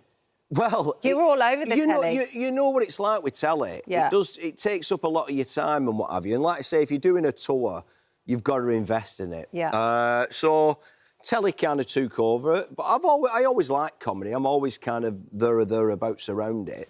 And then I just thought, right, I'll get back out, and I've got a lot to talk about. Oh. Well, Pad, this is... Oh, I've got a lot to talk about. It's been an 8 years, isn't it? It's been 8 years. So where'd you start? Where'd you start with what you're thinking, well, how am I going to open this tour then? Well, before I started, like, there were no TikTok or anything like that, or Twitch streams, that's the thing. Yeah, I remember that. Exactly, Twitch, yeah. Well, that was an affliction back in the day, but no, it's like a Twitch thing. So there's all that, but it's just basically life, getting a little bit older, looking at the world now, how it's changed. Just the usual. Builders. Yeah. Oh, they get a very special mention. Why wouldn't you? Yeah. Builders. And let me tell you, Paddy knows a thing or two about builders. I actually called him so that he could... Do you remember? Oh, yeah. I was like, I need to get my drive done, and I don't want anyone to rip me off, so what do I need to be on the lookout for? And he was like, oh, 18 milli, and all this stuff I didn't understand. Well, that's the thing with builders and all, because this day and age, you expect to have your trousers undone a little bit, and you can live with that, but it's when it's too much, it goes beyond. But that's where I can really get into that on stage and what have you. But Emma does this. And you were a builder? Yeah, I used to do that back in the day. Emma gets in touch with you about every 10 years. And so it's like a moment, you go, oh, Emma Willis off the telly. What have I done now? And it's usually for something. So it was like... but I never thought it'd be like, can you help me lay me drive? Yeah. So that's what it's come to. Do you know why I asked Paddy? You trust him? Right, there was two things I asked Paddy about. I asked him about car chargers. Yeah. And I asked him about driveways. Are you not charging her? Because, hold on. I should be doing Hold on. He worked on a car show. No, I asked him about electric cars. I wanted some advice. Yeah. And I asked him about that, and I thought, if there's anyone that knows about it, it's Paddy. We got and you then fixed up with he it. had put something on social media of him laying his own drive, which is then why I laid it for purposes of the camera, and as soon as the camera stopped running, I went to mates, carry on. Now you carry on, darling. While I have a Jaeger bomb with Dermot O'Leary. Do you practice your new material? I know you obviously do, like, runs before. Yeah. Do you practice it on friends and family? Yeah, I do it, but I never tell them. Because I think if you say to someone, I'm going to make you laugh, it never works. So I kind of secrete it into conversations. I try to see if it gets a reaction, and then you go away and scribble it down and what have you. And then getting towards the tour, I'll do warm-up nights and everything else and what have you. But it's terrifying. Are the tickets on sale or anything? Is it there's a link, a pre-ticket sales link, which is on at the minute, because I've got a lot of people asking they want more shows in Manchester, Ireland. We're looking at Bolton, my hometown. That's not on there yet. Liverpool. That's not on there. But yeah, I'm trying to squeeze them in. I want to do them places, but we will do. So there's a pre-ticket sales link, which means you guarantee the ticket, and then the general ticket sales go out this Friday. And surely this is going to roll on. Can we come? Surely. Of course you can. I'm doing the Palladium in London. So we'll come now. Emma a driver, Alison Hammond got on over there. She wants Midlands tickets. It was only advice I was after. Whatever. Exactly. We love you, Pad. We'll be your warm-up practice audience. I feel as though you're wrapping this up. Yeah, we are. I'm bored, to be Scandalous. honest with you. Absolutely scandalous. Do you know who you can blame? Gok Wan. Yeah. That's who you can blame. Always. Where is it? He's there. Done. What are you doing? It's his fault. About to do fashion, I just want to pull you up on something. When you did the poppers dress, I went, brilliant. But when you pulled the jumper, I thought, nothing's coming out of them. There would be enough room, Paddy. No, God. Paddy, you do the stand-up, I'll do the fashion. This is exactly what's happened.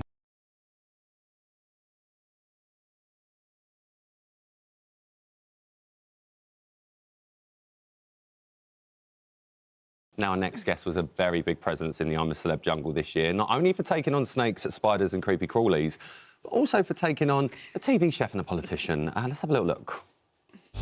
Get yourself ready, Nella. We'll see what the trial. There it is! There it is. Off you go, Nella.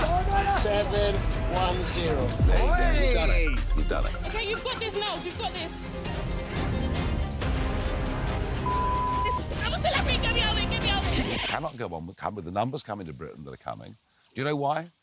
I'm one of the numbers! right. You know what could be your dad? Like, you know my dad's dead. You're a weirdo. I am You're a weirdo. sorry. You're the real Kobe Bryant. Kobe! Let's go and have dinner. The next person to lead I'm a Celebrity, Get Me Out of Here, 2023 is... And in the end, there was me. Nella.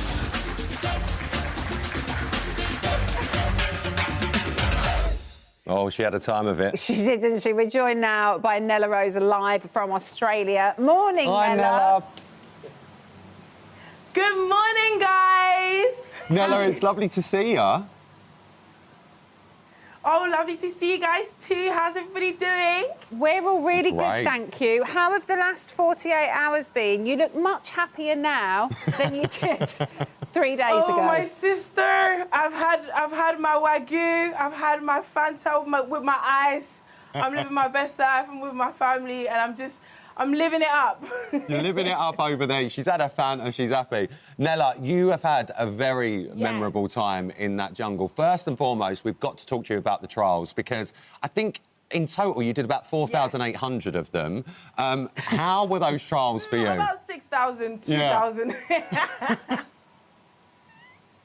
How were they for you, babe? But yeah, no, the trials were so scary. Like, obviously, seeing it on TV, you're thinking, yeah, I can do that. It's light work. And then when you're actually put in those situations, you're thinking, shy, this is some crazy stuff. But some of them I found really hard. Some of them I just decided to go in there and face my fears. And I'm happy that I did them. It was definitely the things where you were confined, wasn't it? Like, you really struggled with those ones. Yeah. Because when, I think one of my favourite... spaces, crazy. One of my favourite trials from this whole series was you in the dark room, where you had to put your hand in boxes in the museum, and you didn't know what was going to be there. Your reaction was absolutely sensational. It's OK, Nels. You go for it, Nels. You've faced worse. You've got to tell yourself that you can do it, man. Absolutely. Now, Nella, I need to talk to you, because obviously you had a chat with Ant and Dec when you came out of the jungle, but at that point you hadn't really seen any of the show. We want to talk to you about two men in particular. No. First up is a man who's probably only a few feet away from you. That's Mr. Fred himself. We're going to be chatting to him in a minute.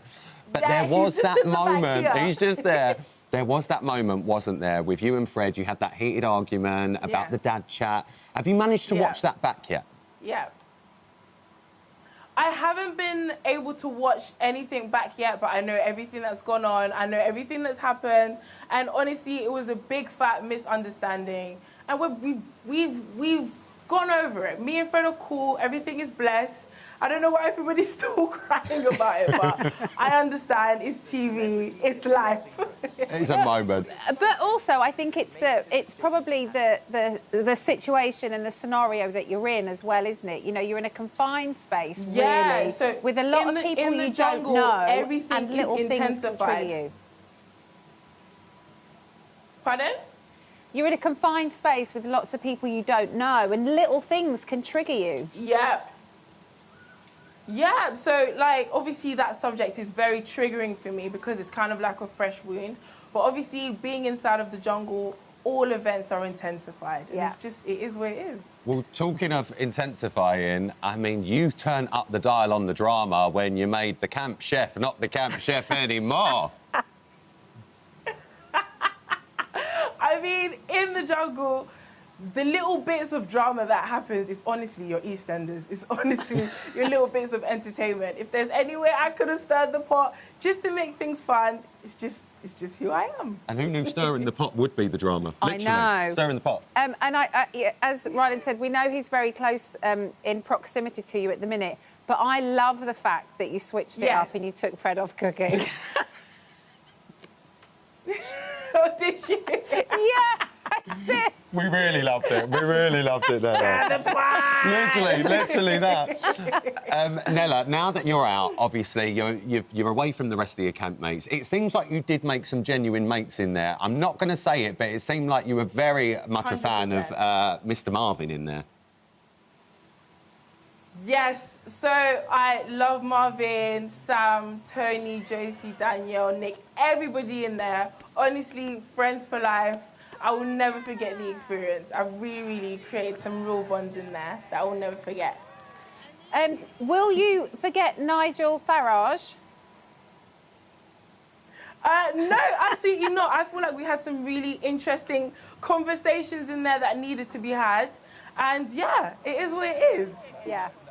Would you, I mean, you and Nigel, you obviously share very different views on certain subjects, but for someone like you, when you had that conversation with Nigel, I was quite pleased to hear you say, listen, you've got your view, I've got my view, we're going to have to live in this camp together. Coming out now on the other side, would you sit there and say that that's broadened your eyes and maybe your mind a bit more to sit there and go, you've got a different opinion to me, you have that, I'll have this?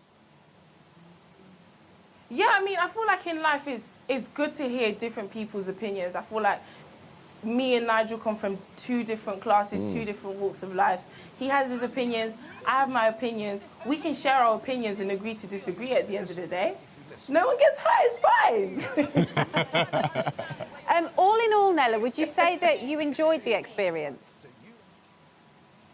1000%. I feel like I really pushed myself to the limits, like the confined spaces, spiders, snakes.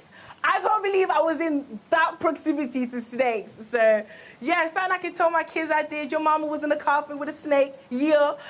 Talk to me nice. So, yeah, it's an experience that I do not regret whatsoever. No regrets from Nella. And listen, you've done it. You've enjoyed it. No Looking regrets. back, is there anything you would change? Would you act any differently when it came down to anything in there? Or is it, no, this is what I did and I had the best time? I don't think... No, I don't think there's anything that I would change because, honestly, with me, what you see is what you get. And I'll always stay true to myself. I'm just Nella at the end of the day. I'm like Marmite. So either you love me or you hate me. Well, Nella, you're a memorable campmate. It's been lovely chatting to you. Thank you, babe. Thank you, Nella. Thank you.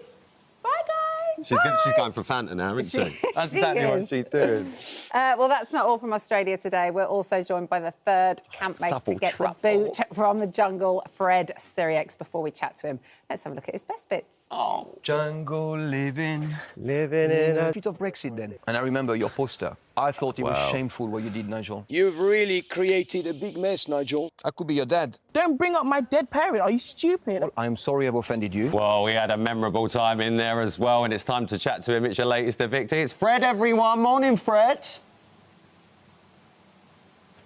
Good morning, how are you? We're very well, thanks, Fred. Now, Fred, you have had a bit of a time in that camp. First and foremost, what on earth possessed you to go into the jungle in the first place? Well, it was a test, it was a challenge, and, you know, it's something that I wanted to do for a while, and I just thought, you know, what is it going to be like in there? And I had to try it, but, you know, when I found that I was going in the jungle, I had nightmares for 3 months, you know, dreaming about bugs. I was waking up, I could see them on my pillow, and this is how I prepared. And then I thought, what else am I going to do? So I prepared, I trained for 6 months, a grueling training to be ready, because in the jungle, you know, what people don't see on television is that it's a very big camp. So, for example, if you want to go and get the wood or the water, you have to go all the way down, and then you have to go all the way up. But because you don't need anything, it's just rice and beans, you know, you need the calories and you need the energy. And by the end of the day, you know, you are walking so slowly, it's really difficult. Fred, I'm going to have to say you've really put your foot in it here, because I'm with the Willis, and you've just admitted that you've known for a while you're going in. Fred Siriex, I was with you 3 weeks before you went into that jungle, and you didn't tell me a thing. Okay, Emma, I have to tell you, I was told categorically you mustn't tell a soul. And I didn't tell a soul because, you know, if you tell me something, you can trust me, I'm reliable. And ITV and the people that I signed the contract with said you cannot tell anybody. And I didn't tell anybody but my family, Fruitcake, the children, that's all.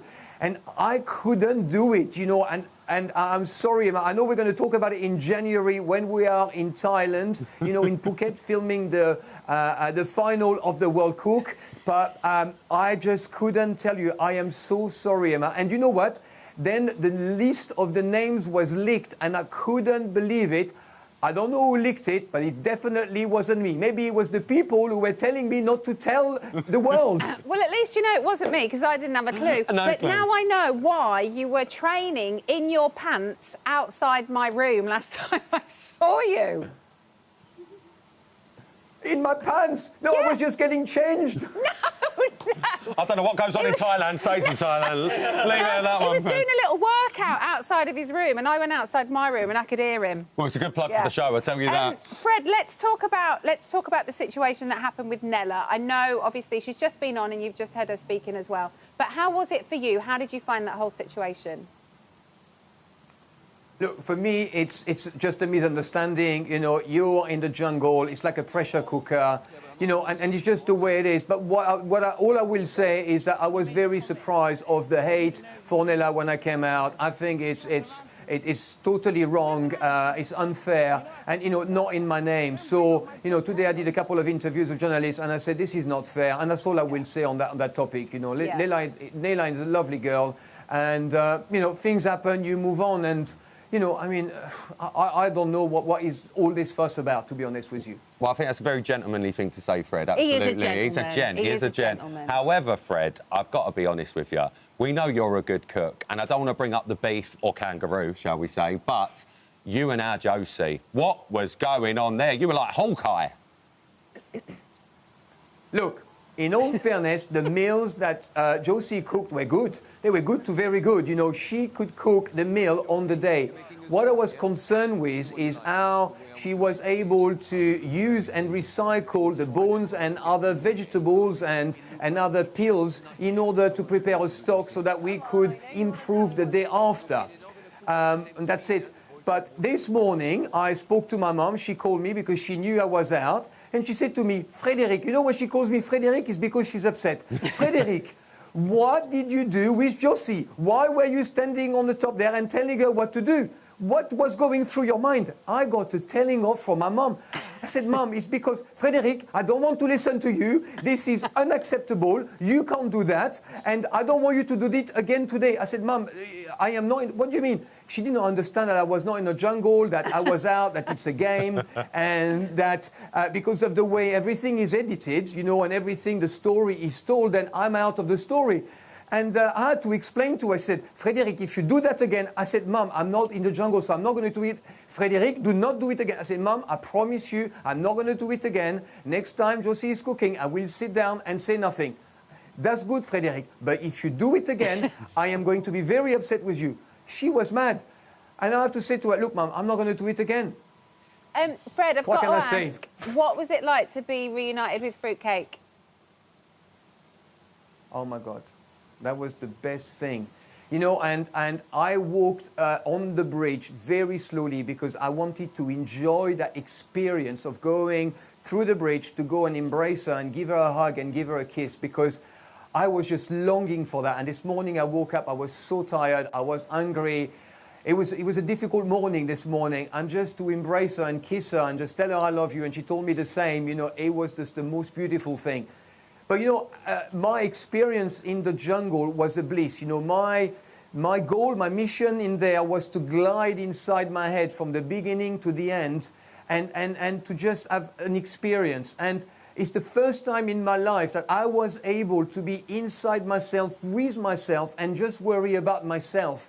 And I just surprised myself, just enjoying the moment, living in the moment, and just enjoying what was in front of me in the present. I have never, ever done that. I mean, Emma, you know me, we work together. I'm 24/7, 365. I'm very intense. But in there, I was the most relaxed I have ever been.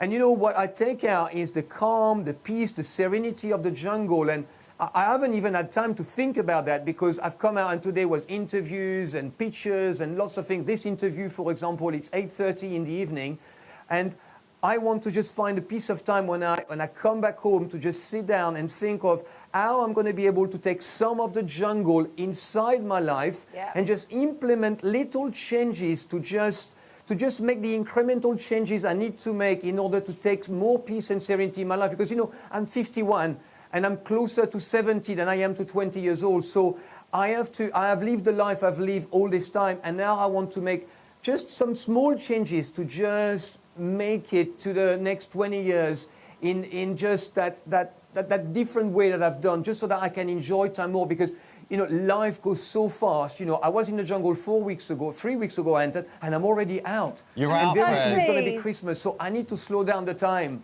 Fred, it's so good It's a pleasure, that you're Fred. taking Anyway, positives I'm talking from this too much. I'm sorry, I'm your talking life. so much. We're going to crash the weather in a minute, Fred. I ain't gonna lie. Definitely, like, wrap him up. But if you know anything about Fred, is that he loves to chat. Well done, but Fred. we love you, Fred. Well done, mate. We'll see you soon.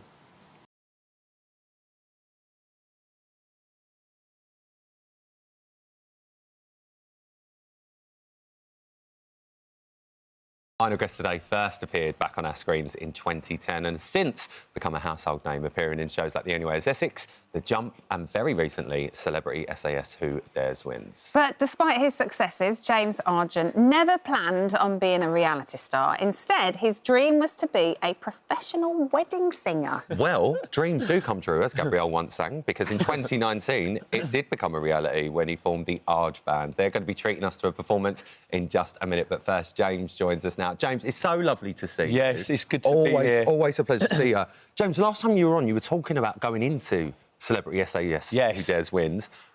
Are you all right? Yeah, I'm fine. I'm still here. You sure? I'm still here, just about. How was it? It was...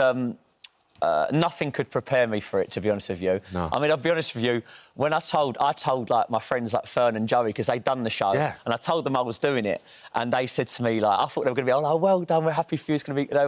They were a bit concerned. They were like, oh, I don't know if this is the show for you. You're a veteran of reality TV, right? And I suppose it's kind of looked at in a similar vein. Yeah. But is it very different? Yeah, it's very different. I've never known the show to be so authentic. Like, when you're literally in there... You're in there. I always build quite a good rapport with like producers, directors, the camera crew, and there was people in the crew that I'd worked with many times before. They wouldn't even look at me. Like a wall up. You're not allowed no contact. The only people you have contact with is literally the DSs and your campmates. It's brutal. Sleep deprivation. Yeah. You're hardly eating. You're getting beasted. All day long, and on top of that, it's more like mental. Like you tell yourself, "I'm doing well, I'm doing well," and then you're getting people screaming at you, telling you how bad. I think to even go on that show, you've done well. Like no matter if you're out like first time round or whatever, but to last as long as you Nothing did. could possess me to want to go on to that. That is I mean, so impressive. the fact that I got in a position where I could pass a medical to take part was just like... I mean, that's a was win. a big win. That's a win anyway, yeah, I took the W, yeah. 100%. You were the 9th person to leave the which show. Which was amazing. But you just reached that breaking point, didn't you? I got to day 5 out of 7. And yeah, like you said, seeing this, eight heartbreaking people went for us. before me. So, I mean, I think most people probably thought I was going to go first, to be honest. So, yeah, I was proud of that, and I'm glad that I finished when I knew that I had absolutely nothing left. I would have been gutted if I, came away early, knowing that I could have done better or could have done more. But I knew that I went when it was the right time. Yeah. What was the hardest thing? I think the hardest thing for me was just getting through having like trench foot and jungle rot, because I could. That's what really made me. Towards the end, that's when I couldn't quite keep up with the others because my feet were just. If you had not had that, do you think you could have gone on longer? Potentially slightly longer, but I think I was done mentally. I mean, as you could see in the clip, the moment that I left, I completely broke down, floods of tears. So that kind of told me that, it was. I mean, time just to go. the sound of jungle rot. Trench foot. I'm like, no, thank you. I got swamp-eyed a lot. Oh, I bet you did. We've gone from Celebrity SAS, but we're going to keep it light and fluffy because you're going to celebrity cooking school now. Oh, yeah. Are you a good cook, James? I forgot even You're flogging that as well, James. Come on, get on the programme. No, do you know what? I wouldn't say I was a good cook at all, but that's one of the reasons why I took part in the show. I'm a bit of a fan of Giorgio Locatelli as well, who's like a cool, very cool Italian chef. So it was great to be able to learn from him. I actually done pretty well. Are you rustling up dishes left, right and centre? I am, yeah. No more takeaways, microwavable meals. Oh, sorry. Take your phone off, James. I'm going to get in trouble. The absolute professional. Sorry. Reality TV veteran. I'm so sorry. I thought it was on silent. But yeah, no, it's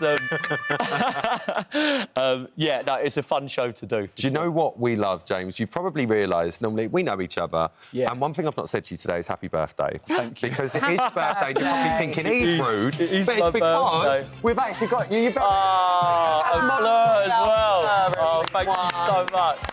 We didn't have time to light candles, but it's live telly, James. Thank you. Just pretend. Thank you so much. Make your wish and pretend thank to blow you, it out. Lovely. There Thank we you. go. That's very kind. I appreciate it. Happy We've got birthday, a little get-together down Sheesh if you two fancy I won't come down to that. This evening? This evening, Who are you going with? Well, we've got the band are performing, doing a bit of a showcase. Obviously, you know, you've got the likes of my best mate Mark Wright and people like that will be down there, Lydia and stuff. Suspects. Yeah, the usual suspects. So I love that you just kind of dropped in, you know, the band are going to be there. So professional wedding singer was always the dream. Always. Reality TV always. took you away. Yeah. And now you've come back. Yeah, I love it. We've been fortunate enough to do many weddings up and down the country. We've also been doing quite a lot in Spain, Mallorca, Ibiza, Portugal. Yeah, just outside Barcelona, we've Marbella, of course. Well, I mean, I was in Marbella not long ago when Linda had the death fall, and the night before she had the fall, I was sitting with you on stage in Elliot's. Yeah, we had I love my gigs. There we are. I love my gigs. I had to get Rylan up. Rylan was sitting down enjoying his dinner, and I was like, come up and join me for a song, and everyone loved it. I said to you the second I walked in there, do not drag me up, I'm not going to do it. Elliot just kept giving me porn star martinis all night, and that's what happened. But when you say, I'm absolutely not going to sing, I never buy it. You know, he loves it. Absolutely going to get up there, isn't But James, it's so nice to see you doing what you actually want to do, because you know this industry, it can take you places that you think, oh, I don't really want to do it, but I'm going to do it because obviously maybe there's money on the table or whatever. I mean, is it your happy with the place? guys. It's Yeah, because I mean, you know, so many people have been successful and really built up working on like social media and doing loads of like posting and stuff. But it's just never interested me. And I don't mind doing the odd reality show if it's like positive one or like you know learning. And if you but I just do them. I'm finally doing something that I really want to do, that I'm proud of, that I've got a lot of pride in, and it's not about the money. It's just about doing, finally doing something that I want to do. It's also not about just having a lane, isn't it? Yeah. Why not try different things? And something you wanted to do was be Peter Pan. Yes, I'm currently performing at the King's Theatre. Keep juggling in Portsmouth, and who would have thought that I'd ever be playing Peter Pan? I'm flying on stage. Stop it. I'm flying. I'm singing. I'm actually. they've actually given me Defying Gravity, which is. I was hoping for a nice, easy panto song, and they've given me. And they've given me the hardest song to sing in musical theatre and stuff. Well, James, we adore you. We're going to go and let you get ready to perform. Can't wait. So lovely to see you, James. Thank you. We just love seeing you thrive, don't we? We really, really do.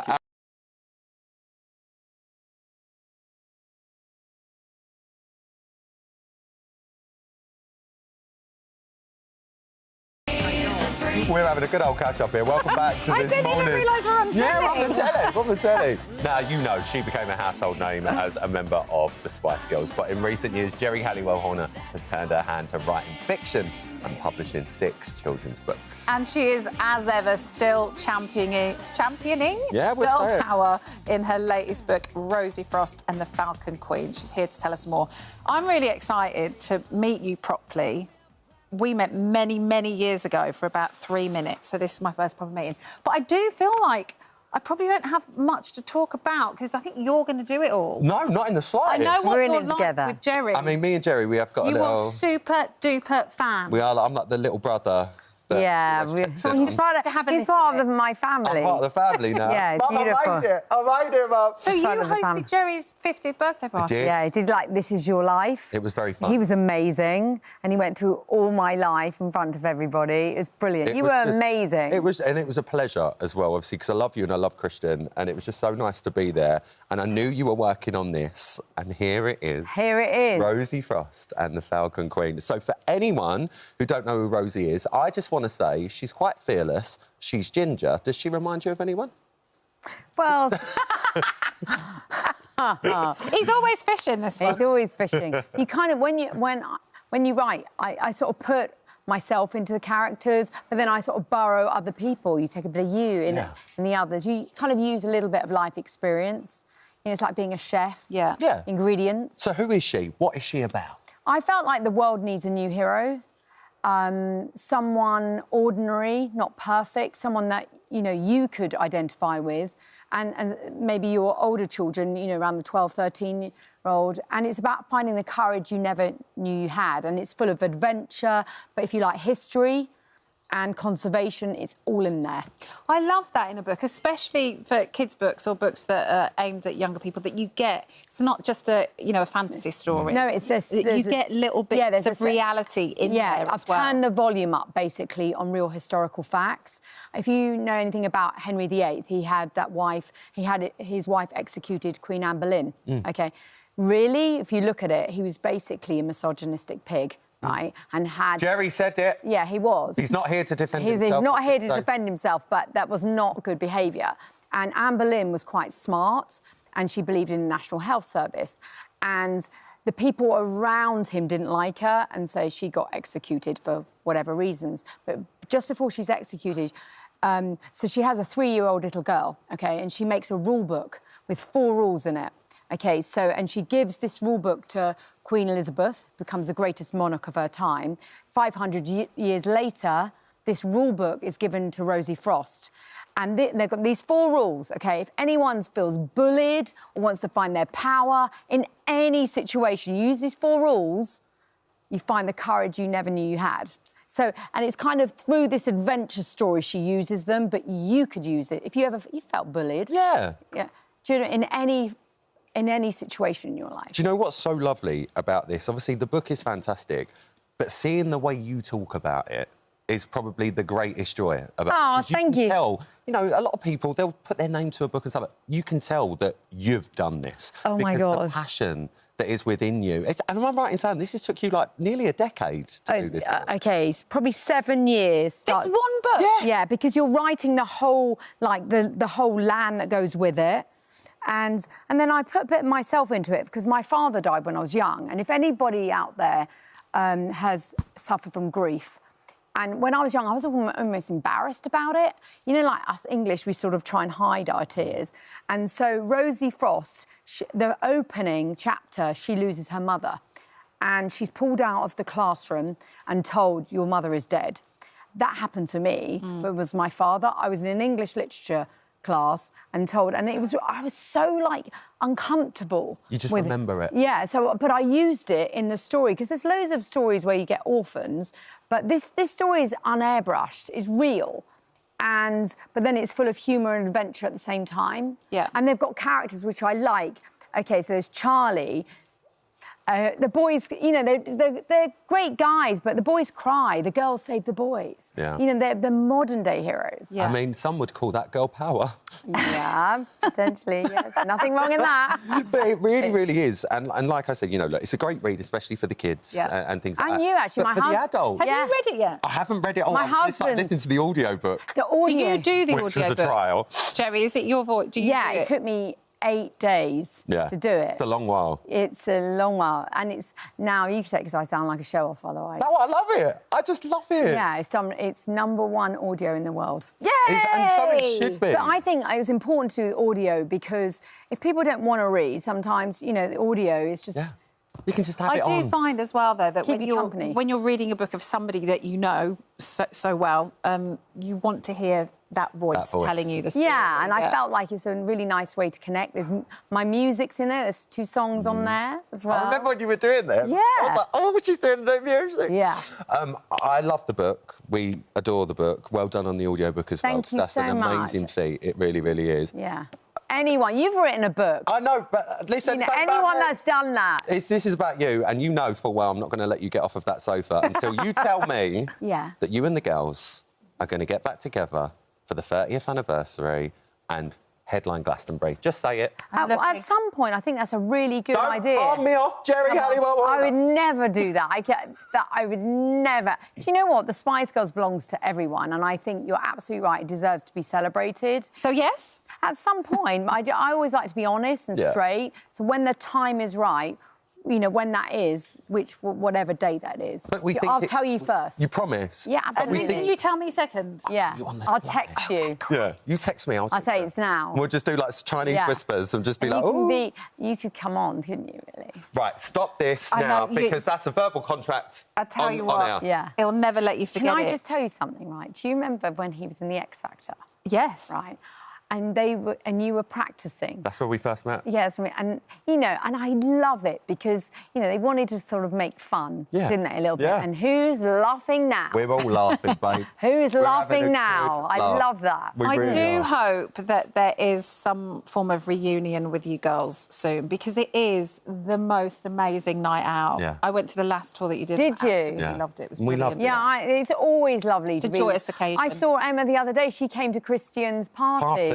I just love it. I love that. Looked like a right night out. That was like a super group. Yeah. Can I just say, Gary, if you're watching, oh my God, you know when you know someone, you know you've seen them. I've seen him perform, but to perform in front of a small crowd intimately, he was amazing. Can you imagine you got to perform in front of someone from the Rolling Stones? It's a bit of Rod pressure. Stewart. I mean, the pressure, and he's there gave him a little electric piano, and he was brilliant. I was like, G, we adore you. G. I love her. Rosie Frost from the Falcon Queen. It's out now. Go and get this. It is so nice to see you. Thank you. So nice to see you. We love you, Jerry. We love you. Gorgeous.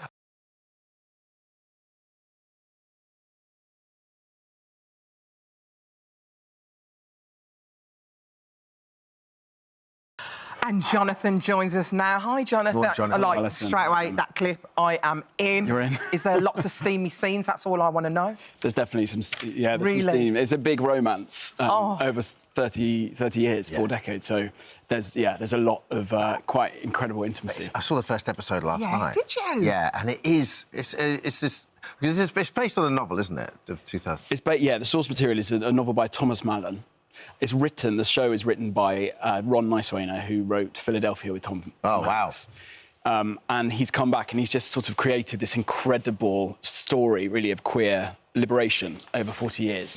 And it starts at the most extraordinary time, which I knew nothing about, in the 50s and 53. Yeah. And it was the moment of McCarthyism, where they were flushing out communists in the federal government. And attached to that is a lesser-known moment called the Lavender Scare, where President Eisenhower released an order which was triggered a witch hunt, basically, to flush out gay men and women from government, as they were seen to be weak and deviants and vulnerable to coercion. And even though so many of those men would have fought in the Second World War under Eisenhower. Exactly, yeah, of course. And it was such a traumatic time that we know so little about. And that's where it starts, and you meet the two characters, Tim and Hawke, and it follows them over 40 years. And But what's so great about it, Alison, is it flashes back, so it goes to the 80s, where obviously the HIV/AIDS crisis is devastating the community. And so then you flash back, so you just see how hard and what they've had to endure over, like, 30, 40 years, yeah. And then also the pockets of joy of the rise of disco in the 70s, and then in the 60s, the Vietnam War. But it's just an extraordinarily well-researched TV series, which I think is like vital viewing. So it's amazing to be able to talk about it here. It's so important stories like this, though, to be out there. People to be seeing those sort of stories. Because I know your character would have been the same age as your nana. That's right, And does she even remember any of that stuff? Well, it was a breakthrough moment. I hung out with Nana on Saturday night, and we worked out she was born in 1930. Yeah. So she's 93 now, and she was exactly the same age as the character that I play. So it was amazing to be able to bond with her. She loves this story and this show, and there's moments in her history that she has been shocked by, understanding about the fact that there were gay people around in a way that she didn't understand. And actually, there was a colleague of hers that she shared a desk with who was gay, and he took his own life.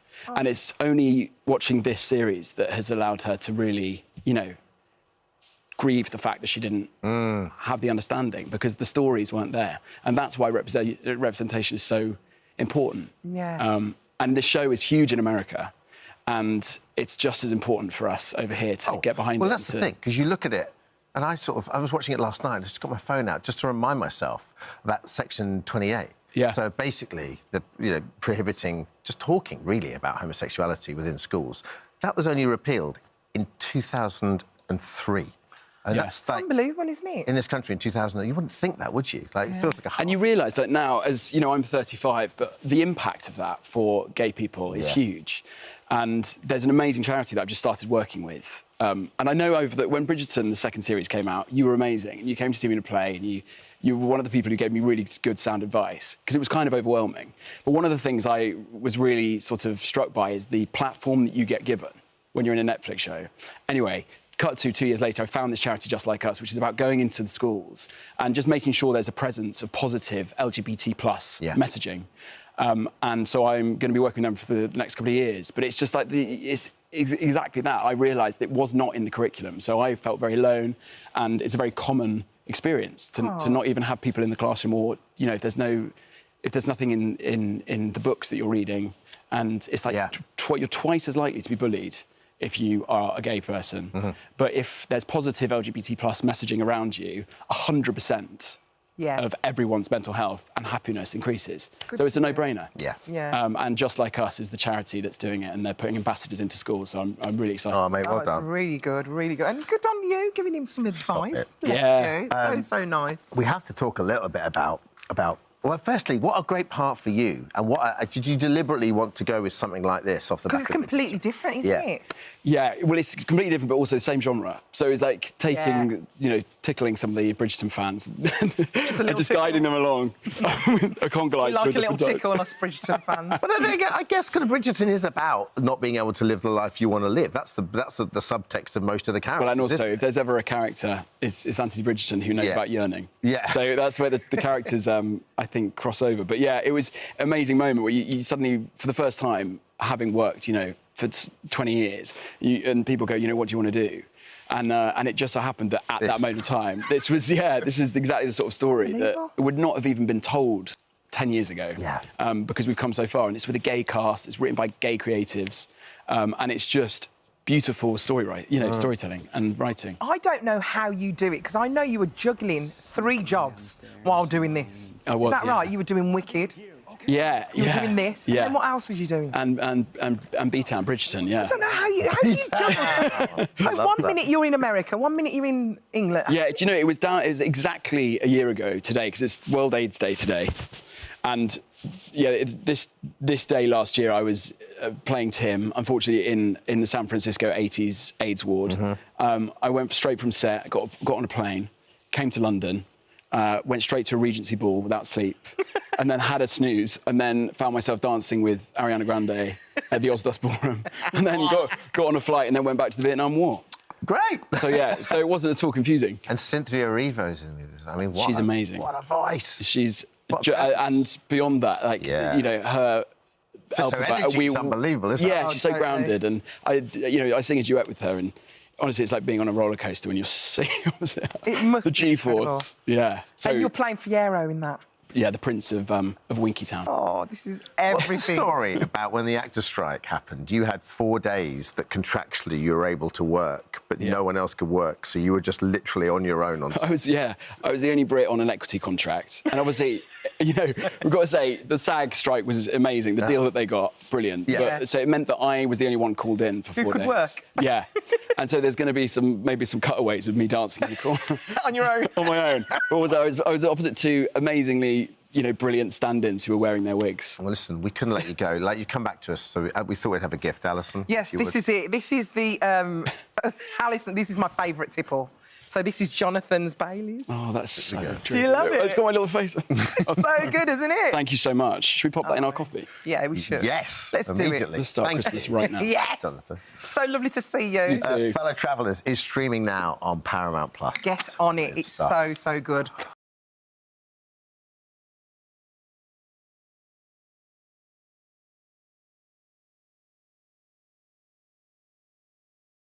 Now, our next guest became the youngest recording artist to have a #1 album on the classic charts. And now Charlotte Church is empowering inspirational youngsters on their very own musical journey. Now, as we saw earlier on in the show, she's become the new vocal coach for the Action for Children Young Carers Aloud Choir. And she joins us now to tell us all about it. How exciting is this? Hi, guys. How you doing? Welcome to the show. It's good to see you. And you. We saw the VT. It looked incredible. Yes. How did you find the whole experience? It was really special. I was quite surprised by how amazing it was. The young carers themselves are just delightful young human beings, and you could really see like the passion that they had for singing and for music, the connection that they had with each other, but also that this was just like such an out of the ordinary experience for them. I think that often with for young carers, what they do sort of goes a bit unnoticed. Yeah. And so just to really have like a lot of focus and a lot of nurture for them. Look at their little faces when they saw you surprise them. What was that like to just give them that much joy when you came into the room? Yeah, I think it was wonderful. I think loads of them didn't know who I was. Loads were like, who's this? Who are you bringing in now like we're supposed to care? Everyone knows but no, they were so delightful. And then, you know, there were definitely a few of them that were like, oh my gosh, Charlotte. And it was wonderful. And I feel honoured to be a part of the whole thing, to be honest. And just to highlight, even they look so young, they're all carers, they're all working in the homes and caring for people at the moment. Yeah, Their family absolutely. members, yeah. Yeah, absolutely. Beautiful. So it's I had a lot of conversations with some of the different young people there, and they care for different members of their family. It's often really hard, like really quite a lot of adult responsibility put on young shoulders, but it can be really isolating as well. And so, yeah, I was in awe. I was absolutely in awe of these young people, their resilience, their adaptability, but also there's just their joy in the face of adversity as well. But what they got from each other was the thing. It was crazy emotional. Like, I'm basic. Well, tonight for the performance, I'm going to be on the verge of tears the entire time. Yeah, it is happening tonight. I'm going to come, by the way. I'm going to come. Yes! But they're also coming in tomorrow. How was the rehearsals? How did they cope with everything? They were so good. And again, I genuinely say this as like, I was shocked. They were so quick. They picked everything up really quickly. They were just excellent and able to turn everything that I was telling them, like to literally put into practice immediately. So... Are you quite strict as a mentor? What kind of mentor are you? I think I'm pretty soft. I'm pretty soft and nurturing. I love to love them all up. Do you think you could teach this one how to sing? Because we were saying earlier, he wants to start singing. Of course, absolutely. I can teach you all to sing, my love. Could you? Yeah, it wouldn't take long, absolutely. Great. So how do you start? What do you start off with? Warm-ups? I think the first thing that you start with when it comes to any sort of... So first of all, take the idea of singing out and then start talking about making sound. Because I think a lot of people feel so immediately, like, inhibited and vulnerable, like, oh, I'm not a singer, I can't do that. So you strip out the idea of singing, you strip out the idea of, like, being in tune, and you just start making sounds. So you might start with some, sighs. Are we doing this now live on television? You actually want to do it. Go on, give it a go. Let's go. What are we doing? And not worry about it. Exactly. And then you might, ooh, and just start experimenting with different vowel sounds. Different, maybe not quite there. You sound like an animal. A bit R&B on it all. Yeah, and so there's so many ways to start really exploring the voice, and there's just so much science now, there's so much data backed by how good it is for us, whether it's about regulating the nervous system, whether it's about expanding the lung capacity. So for physical, mental, emotional, and I would argue spiritual health, singing and music is, I think, the most powerful tool we have. Gets you breathing properly as well. Absolutely. This time of year, many, many moons ago, was the first time I ever interviewed you. And I don't know if you remember, it was on Fifth Avenue. She was a baby, and you were heading up the Macy's Thanksgiving/Christmas parade. And I remember looking at you, and you just looked so young, and this enormous thing you were about to do. And I was thinking, how is this young head dealing with this whole situation? Do you remember it? I do remember it, and I tell you the reason I remember it, because we've got a photo that my parents always take the mickey out of me. Oh, look how young you was there. I was about 14, and I was in a proper 14-year-old mood. Was you? Yeah, so I was just like, ugh. I was like just grumpy. Yeah. And yeah, my parent, and I just had to sort of, you know, put on the face. But also, I got to sing with Usher that day. Did you? I sang Silent Night with Usher. Right. It was beautiful. Places in tears. Fifth Avenue tears listening to it. It was amazing. Unbelievable. I mean, you've met so many. You've met Usher. Hello. Yes, totally. Did you ever get any great advice from any of the greats at all? Not necessarily great advice, but I think the best advice I ever got given was actually from my parents. What did they say? I mean, loads of things. They've given me, you know, a lot of wonderful advice, but there's something that sticks with me, and I think it was really about staying humble. Yeah. And they always used to say, you make sure you're nice to people on the way back up, because you're going to need them on the way back down, and there will be a back down. Yeah. And so, yeah, so you just be kind to everybody. Yeah, it's so true. There has been some big decisions made in the White House over the years, over in Washington, but I don't think anyone's ever done their GCSEs there, except for you. Yeah. Did that really happen, and how? Yeah, I think I did two GCSEs in the White House. Yeah, that was a novel experience. But how? Why there? You just needed a... I was actually singing at George Bush's something or other. Did they just give you a little room then? Yeah. A little room to go and do and an adjudicator and a cup of tea. That was my overarching remembering of it, is that I got to have a cup of tea, and then my counterparts in school, my friends in school were like, you've got to have a cup of tea! It was like a big sticking point. Did you pass? I did, yeah. I bet you did. With flying colours. Flying colours. Flying colours. Let's talk about your retreat, because it's such a lovely place, the Dream Inn. How is it going, and can I come one day? Oh, my gosh, please. Please do. It is so joyful. It looks beautiful. I'm a practitioner there as well, and I am, again, just humbled, and I feel so lucky to be giving this experience to people, like the transformations that people go through. It really feels very democratic, very open. There's all sorts of different people breaking bread around the table, healing together, exploring, and it feels exactly as I imagined it feeling. Like, you know, during the whole renovation process, I had like 2 years to really dream in the experience of how I wanted people to feel, and it was all around connection to nature, connection to each other, connection to joy, to play, to awe and wonder. And so I feel like it massively cultivates those like really positive human attributes. You might have 2 visitors there. Please, let's go. Please come and see me. So good to see you. Thank you so much. Good luck tonight in Back to Sea. I'm so excited to work with them again. For children as well.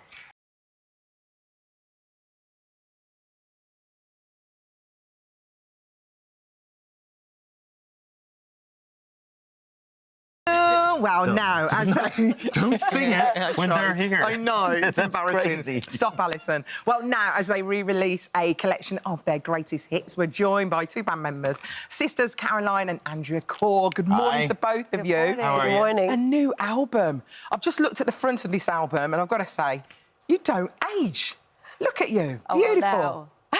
I think But I've got to ask, girls, does it ever get boring working with siblings? Wow. Feisty opening question. It is. Let's see. Well, I don't know. Yeah, I don't think it gets boring. It's interesting. It gets feisty. It gets strange. but yeah, we managed to do it for a number of years, so it doesn't get boring. You've done so well. Look, the music is fantastic. It's also timeless. I'm right back there when I hear it. You know, it's fantastic. A musical family, kids growing up playing music together. Tell us what it was like.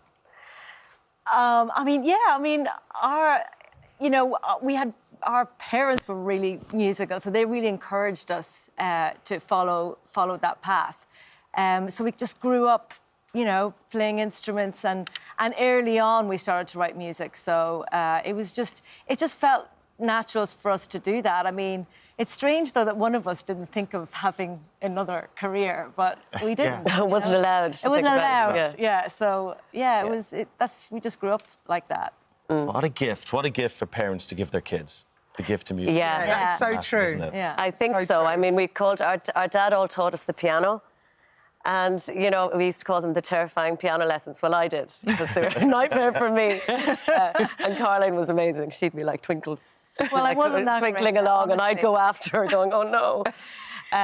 But it is such a, I mean, it's good to persevere, I think, as a parent. I mean, because, you know, we write our songs on the piano. You know, it's led to our whole lives. So I think it's worth it, yeah. And I didn't actually know that Fleetwood Macs was actually the start of your career. They helped you, didn't they?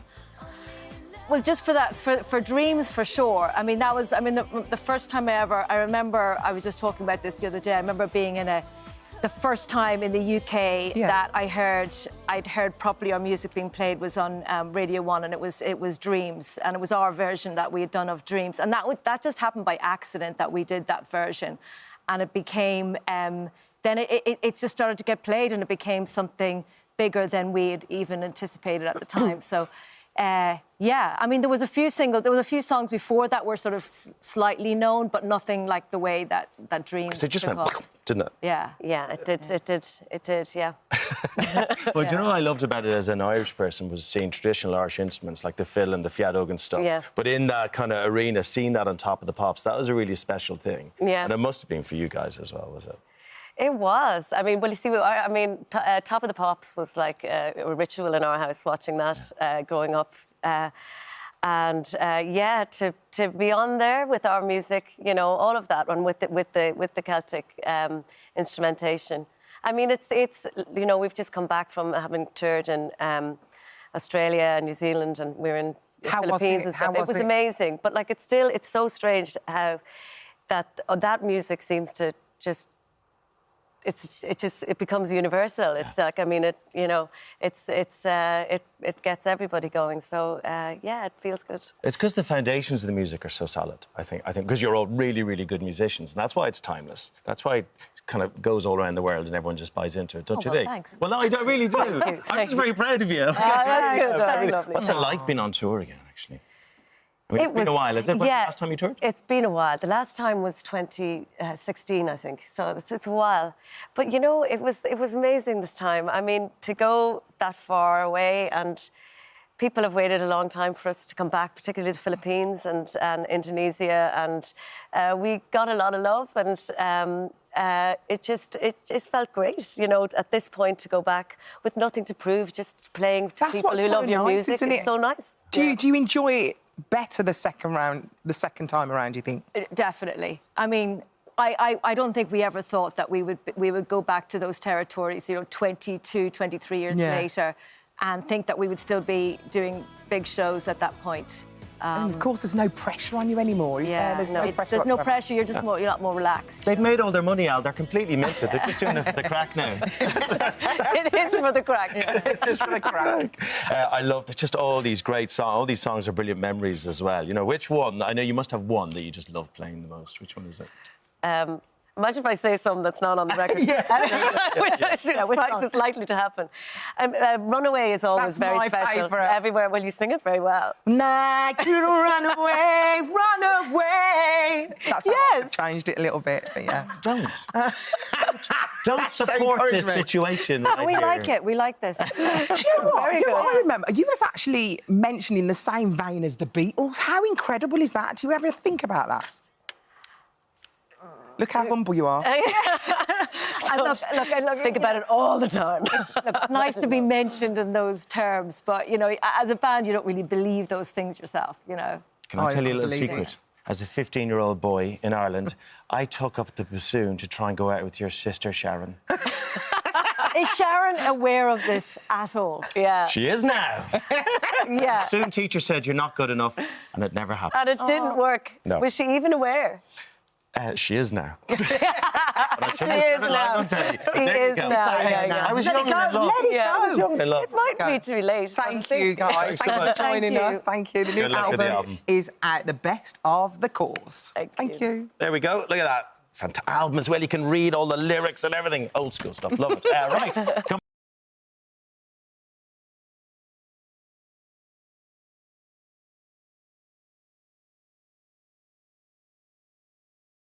Just so brilliant. Charlotte joins us now. Were you surprised by the reaction from the judges? Oh, my God. Everything on social media? So surprised. The judges, I do believe they've got to be scripted, what they say.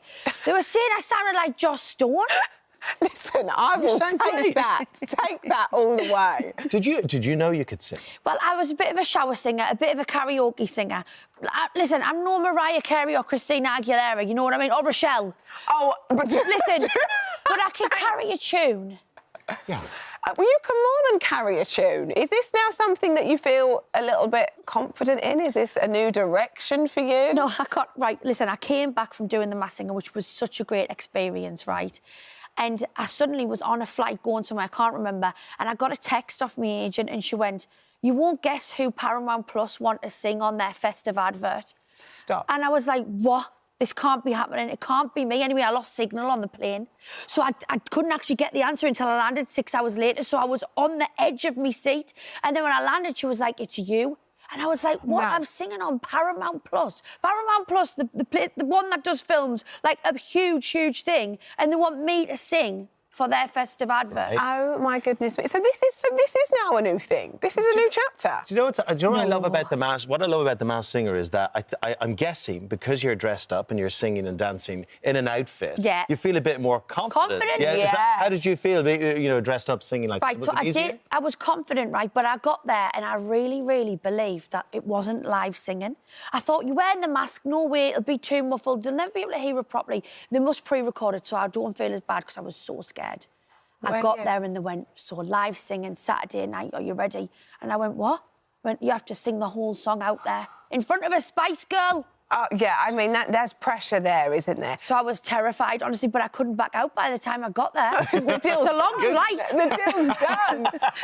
The thing that always shocks me with The Masked Singer, you know, and we hear a lot about the show over here, obviously, is just how serious it's taken. Oh, Aston, a friend of mine, did it, and they pick you up, and you're like you have to change into another outfit when you leave the house. Like, we had it's really serious. In the Australian one, they only have military men who work on it, and your chaperone is a military man who is like fully like sergeant major. Like that's how serious it's taken, and so secret.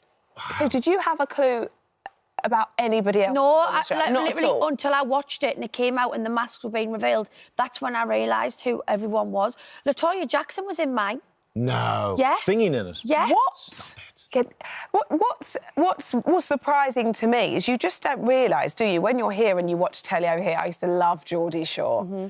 That would be my thing on like a Sunday, watching loads of episodes of you guys having the best time. You just don't believe the reach that it has overseas. Oh, it's Geordie huge. Shore is huge in Australia, hence the Australian Masked Singer. Australia, Brazil, Italy, Netherlands, New Zealand, everywhere. It's huge. It's so big.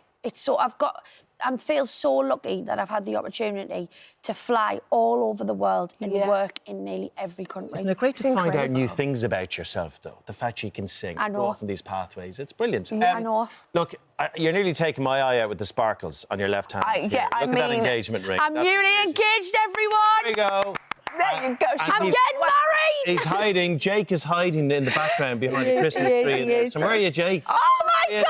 Trying not to be on the telly. How are you? There you go. We've done it to you. Sorry, Jake. Sorry. Oh, he's a looker. He's a looker. You did very it sexy. incredibly well with that ring. Goodness me, it nearly blinded us all as you came in. I know, it's gorgeous. Oh, what are we looking at here? This is... So that's the engagement, which actually we're filming for my TV show, Charlotte in Sunderland. That is actually airing the full engagement in like 2 weeks, I think. OK, so where were you? That does not look like it Dubai. Was in Newcastle. OK, there we go. Dubai. OK, in Dubai. What a beautiful backdrop. Yeah. I know. So when's the big day?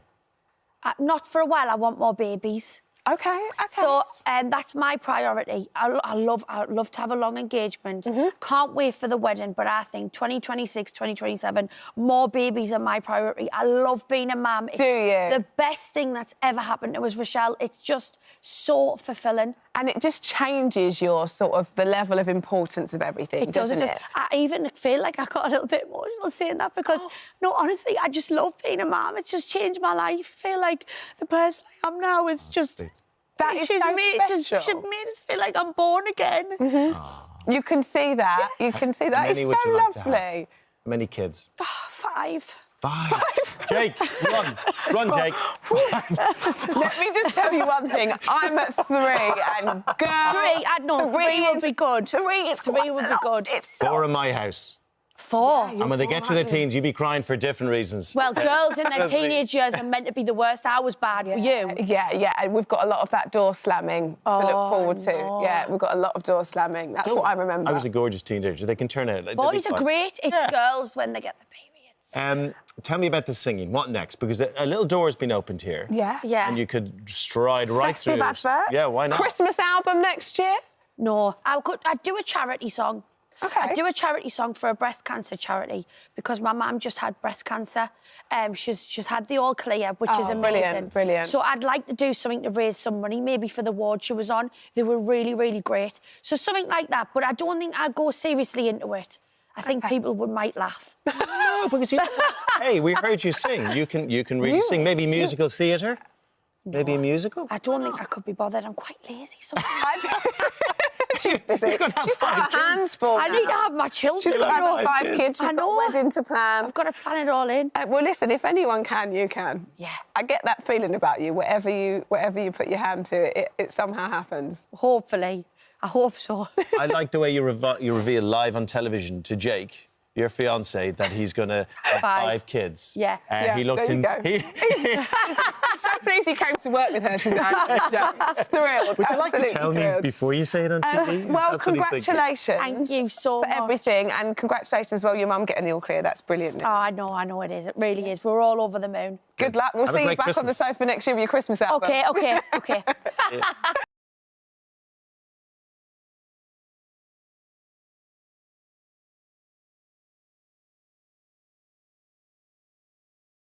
Lumpy? You are kidding me? I don't get it. I just don't get it. It was lovely. I'm delighted to say Leighton and his partner Nikita join us now. Yes! Oh, yes. Here they come. Da, da, da, da, da, da, da. I love it. Good morning. I'm going to start entering like that every day. I love it. Nice to see you. You too. Good to see you, I mate. love those colours, my friend. Oh, cheers, mate. Well, first of all, congratulations, quarterfinals. Yeah. Here we go. Oof. This is exciting. No, very much so. Yeah, very, very happy to be through. It was a night, but we move. It really was a night. Yeah. And for me, really unjust. Mixed comments. And I know that's part of the process, as part of the show. It's going to be a bit of light and shade. And I suppose everyone has to go on a journey, as it were. Do you think because, you know, your natural ability to move and to dance is kind of undeniable, do you think you've got a bit of a sort of tougher hand because you're already quite good? Maybe potentially, like, I feel like they've just been kind of giving us our critiques on our ability the whole ride. And I must say, it wasn't, like, our best performance. So it was kind of fair. And I just took it on the chin a little bit. I was just like, do you know what? I had a feeling that day. I don't know. Do you know when you just feel it? Walked into the building, I was like, all day, and I was a bit like, hey, is that you okay? I was like, oh, just... I don't know, I felt like something You know when it's coming. You know when it's coming. I mean, you on a bad day is my dream. May I just add? That's crazy. It's funny though, isn't it? Because it's so scrutinised and people are out looking at every reaction and everything. With the chat with Shirley and the reaction to that, and people, oh, Shirley's being a bit unfair. She has a problem with you. Talk to us through that whole scenario. No. I feel like the judges always gives us positive feedback. Like we take what they say, we think about it. Obviously, if it was a bit lumpy, like Shirley says. Not lumpy. Oh, that's what he said to me. He said it. But it was, well, that's hopefully not lumpy, but It's still, we take it on the chin, we think about it, we go back and we work on it. So judges know their job and that's why they're there. Sometimes when it's going really well, you just need a little bit of a shake-up to reboot. Absolutely. Right? Exactly. And Miss Shirley has been on board. That temporada has been out a few times, so we heart Shirley. Yes, So we can confirm that yourself and Shirley are good. Always. Oh, absolutely, She's head judge, we're very good. Like us novices that sit there and go, how can you say anything bad? You know, we don't know enough, do we? I'm supposed to be able... Speak for yourself, Rochelle. I've seen you, babe. I'm hoping you're with me. What's exciting, though, is Musicals Week. Now, I mean, if there was a week for you, I know. This is the week, isn't it? We've got to come through, for sure. Yeah. Like, I obviously really wanted to get through to Musicals Week, but our dance is like, it's like a fighting dance. Like, we're going to come back bigger and stronger, hopefully. So. What is the dance? Which one are you doing? We're allowed to reveal this. This is an exclusive, y'all. It's an exclusive. We like that. We are doing the Paso Doble to the backstage romance from Moulin Rouge. Oh, my word. Nice. So basically the Lady Gaga. So you... But much more dramatic. It's very intense, very much fire. It's Bit of Britney in there It's as very well. much fighting, which feels actually perfect after the dance. So feels like the good song to fight. It's almost like you needed that week last week to channel your fierce. 100%. And when it happened as well, I was like, OK, so this is the journey. You know, everyone says that word. I was like, OK, so this is the competition. Like, I just had a moment in my dressing room. I was like... Whoa. 10 minutes still. Not a single movement. Yeah, but that is the thing. I think when people assume you have that natural ability and you are a brilliant dancer, that you're not going to go on a journey. There's still a journey to be had. Oh, 100%. And no matter what everybody's different abilities are before they go on, like, I've been so open and honest about, like, what I've done. People have seen me on the stage, like, that's not lie. Do you know what I mean? So I get it, but, like, you don't see us in the rehearsal room, like, really pushing and trying to just, like, one-up ourselves every single time. And obviously, not every week that can happen, but this week, we're hoping to shut it down. Yes, I have no doubt. Great entertainers. It's great to watch, but also there's an important job you're doing out there. You're representing the LGBT plus Q plus community. Close. So many letters. So many letters. LGBT. There's so many, to be fair. But it's I'm surprised. I'm not surprised by the fact that you get trolled. Yeah. Oh my gosh. On social media. Yeah. I can't get over it, but I understand it happens so much. We hear the story on the surface. Yeah. It's just one of them things that I kind of.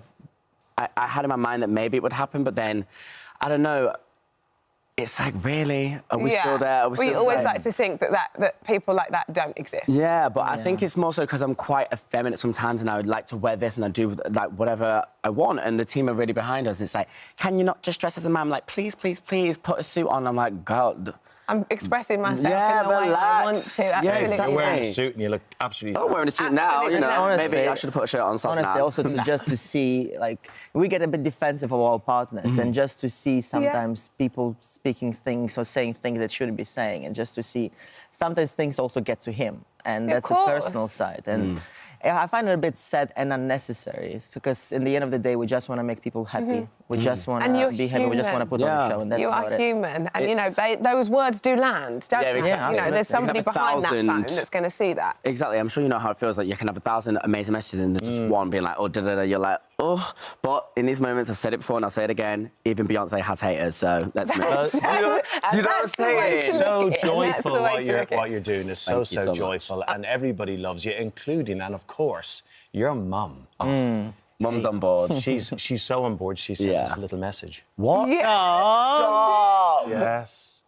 Hi, Leighton. Hi, Nikita. I just want to say how very, very proud of you I am. I know you already know this, but, you know, I have to keep on saying it. I know you're doing this for me, and I can't explain how much it means to me. You're both doing absolutely amazing.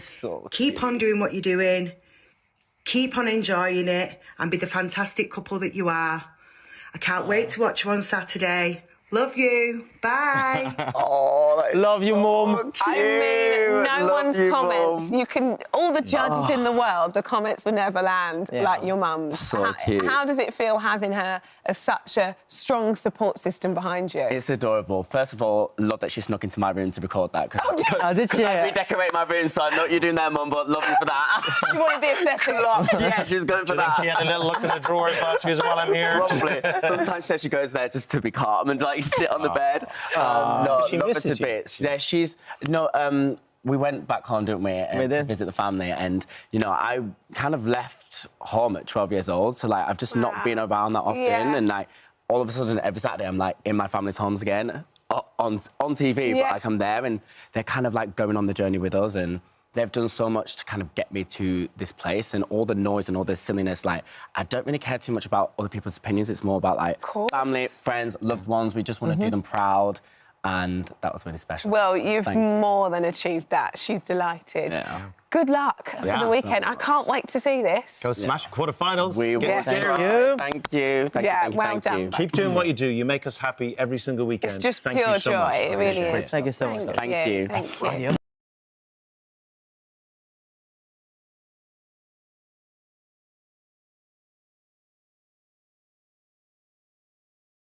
It's your real-life drama right here and in Hollywood to talk about with Sam Rubin. Morning, yes, Sam. our lovely Sam is live in LA. But before we talk about what's going on with Brad Pitt and everything in his world, let's start with another Brad, Bradley Cooper. I like that, Brad. Yeah, he's cool. Good morning, Sam.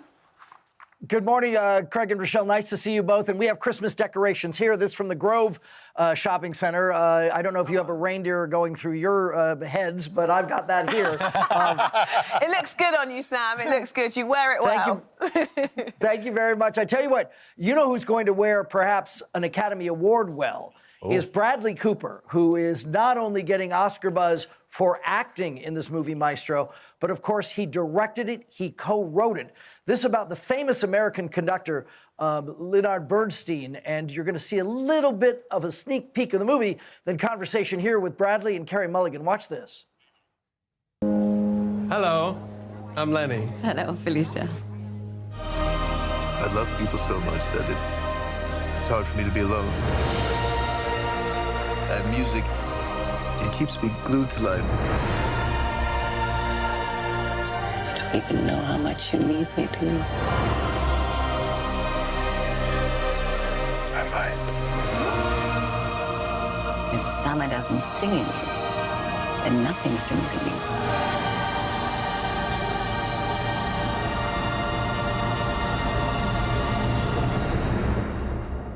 And if nothing sings in you, then you can't make music. Oh, what a trailer. Yeah, it looks good. What a trailer. It is very, very effective. And some viewers may know Leonard Bernstein for his work as an extraordinary composer, West Side Story, among other things. Craig, I was caught by the little ditty you were trying to sing, which is from an American musical as well. On the Town, wonderful town. And then, depending on your age, he conducted these young people's concerts. So if you were a little kid growing up in the 60s or 70s, your parents put you in front of the TV and said, learn from Leonard Bernstein about classical music. And speaking of kids, Bernstein's own children cooperated with this movie. They owned the rights to the music. Wow. They gave those rights to Bradley Cooper. So the first thing I asked Bradley, Carey Mulligan, is did he feel that he honored the family? Was he thinking about that when he made this movie? Look. Not a concern as much as, like you said, a goal, a privilege, really, because they own the rights to the music or have control over the music. So for them to give them over to us was a huge deal and a responsibility. And I think that I know that they were shocked when I first said to them, well, it's going to be a movie about your parents, equally about your mother. And I think they were sort of like in disbelief. And I think that hopefully by the end, they're like, wow, we really, that is what we did. That is what the movie's about. So that is, in fact, what they did. And let me show you some of the visuals. There are prosthetics here. Bradley Cooper becomes Leonard Bernstein in the most extraordinary way. You tell me which is which. And he ages through the movie. That is Bradley Cooper, you know, unrecognizable.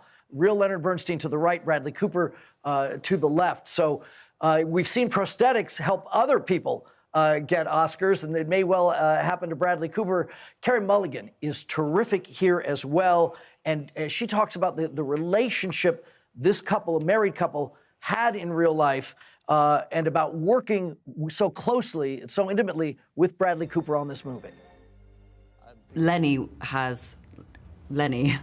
had the most welcoming, joyful, fun energies, and when you came on the set, there wasn't a sense of like panic of, OK, this is all the things we have to get done. There was just a sort of welcome to the party, you know. It was like, you're here, great, let's have a drink. Let me light you a cigarette. You know, that was how it felt to come onto the set as an actor. So my favourite thing was when people would come in that hadn't experienced it yet, and I'd be like, get ready. It's so much fun. And, you know, it really was. It was just the most fun thing because, you know, he'd spent 6 years doing everything that made it possible for him to get there and actually make it a joyful experience for everyone else. Speaking of joy, the joy of making music is depicted in the most extraordinary way.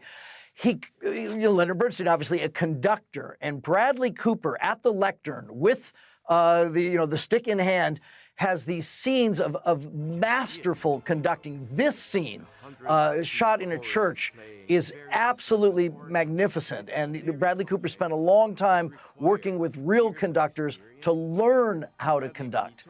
And that is among the highlights of a movie that I think is going to get an awful lot of awards attention. Later in December, we're going to hear nominations for Critics' Choice, Golden Globes. Oscar nominations aren't until January, but I think you will hear Bradley Cooper's name mentioned. Carey Mulligan's very likely as well, with all the major award shows. It's really quite the accomplishment. Sam, just how handsome is he close up, Bradley Cooper? I would say, Craig, if I'm holding steady at a 6, I'm going to give you an 8, Bradley a 9, close to a 10. Okay. Oh my, there you go, there you go. I would have given you a 7, but that's okay. And just quickly, in our last minute, Sam, tell us all about the other Brad. This is Brad Pitt, and this, Rochelle, is all bad. This comes from his son, Paxton, and a recently released, very unpleasant Father's Day message that apparently was posted online 2 years ago, but has come to the surface now, where he describes his father in deeply unflattering terms. I won't use the language here, but essentially says that he's a rotten dad to Pax and to the 4 other children who are in fear of him.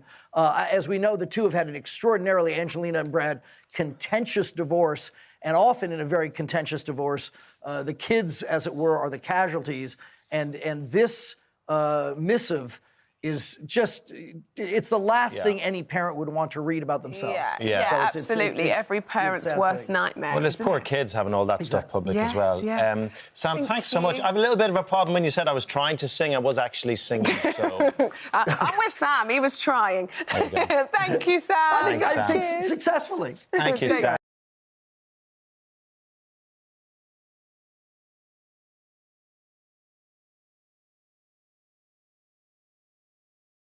Now, the campmates have had quite a week down under. There's been arguments, tears, and our Josie has battled with one of the worst things ever, Nigel Farage's bare butty. Dermot. It's very good. As the celebs head into the second week in the Aussie, Sean is here from Sean Shack with all the rebels from the jungle, and we are joined by campmate Nella Rose's close friend Grace. Good morning to both of you. Morning to both of you. Good morning. So good to see you. Now, can we get the question first of all? We was in the phone box. Yeah. Do you remember when I rang you in the TARDIS? Brilliant. That weird moment. Yeah, just repeat the question. What was it again? So I asked you, how many different species of land snakes does Australia have on record? A, 87 or B, 140? 140. Any guesses? Yeah, 140? Both of them are way too much. Way too many. You are right, Alison, 140. I just thought there was going to be loads, isn't there? There's going to be loads. Yeah. Thank you, Sean. You're welcome. Sean. Good little fact for you there. Grace, you're here. You're talking about Nella. It's so good to have you. Because obviously so many people that aren't au fait with the YouTube and the TikTok and what have you wouldn't know too much about Nella. Yeah. So, you know, we've got our first impression. So tell us what she's really like. Well, I think it's interesting seeing her on the show compared to... Because, like, the Nella I know, she's so bubbly, she's hilarious. So on the show, I think she's a little bit more, apart from in challenges when she's screaming her head off, she's a bit quieter. Which, is she? No, but I do feel like she's a little bit... It's hard, though, isn't it? Yeah. It's hard, they're hungry, it's the pressure of everyone else. Listen, we've got a little clip of her. Let's see her story so far. Let me tell you. You look so glamorous. I tried. This is my last day of looking good. You're the mega influencer. Yes, Jake, just keep pushing through. Mr. Joe, I could be your dad. Pardon? I could be your dad. Don't bring up my dead parent. Are you stupid? Let's not be friends. How about that? The numbers coming to Britain that are coming. I'm one of the numbers. right. You want us gone. That's all I understood. Stop it. I'm already the villain. I probably just shut up. Good luck to us, Amy. Give me 5. Bam! I think we was an absolutely great team. I think we smashed it. Oh, she's had a great time, hasn't she? She's had a great journey. I like all the ups and downs. That's what the jungle's about. Ups and downs. So, yeah. So, I mean, you listen, you know her better than we do. So tell us about your take on her and the whole Fred thing.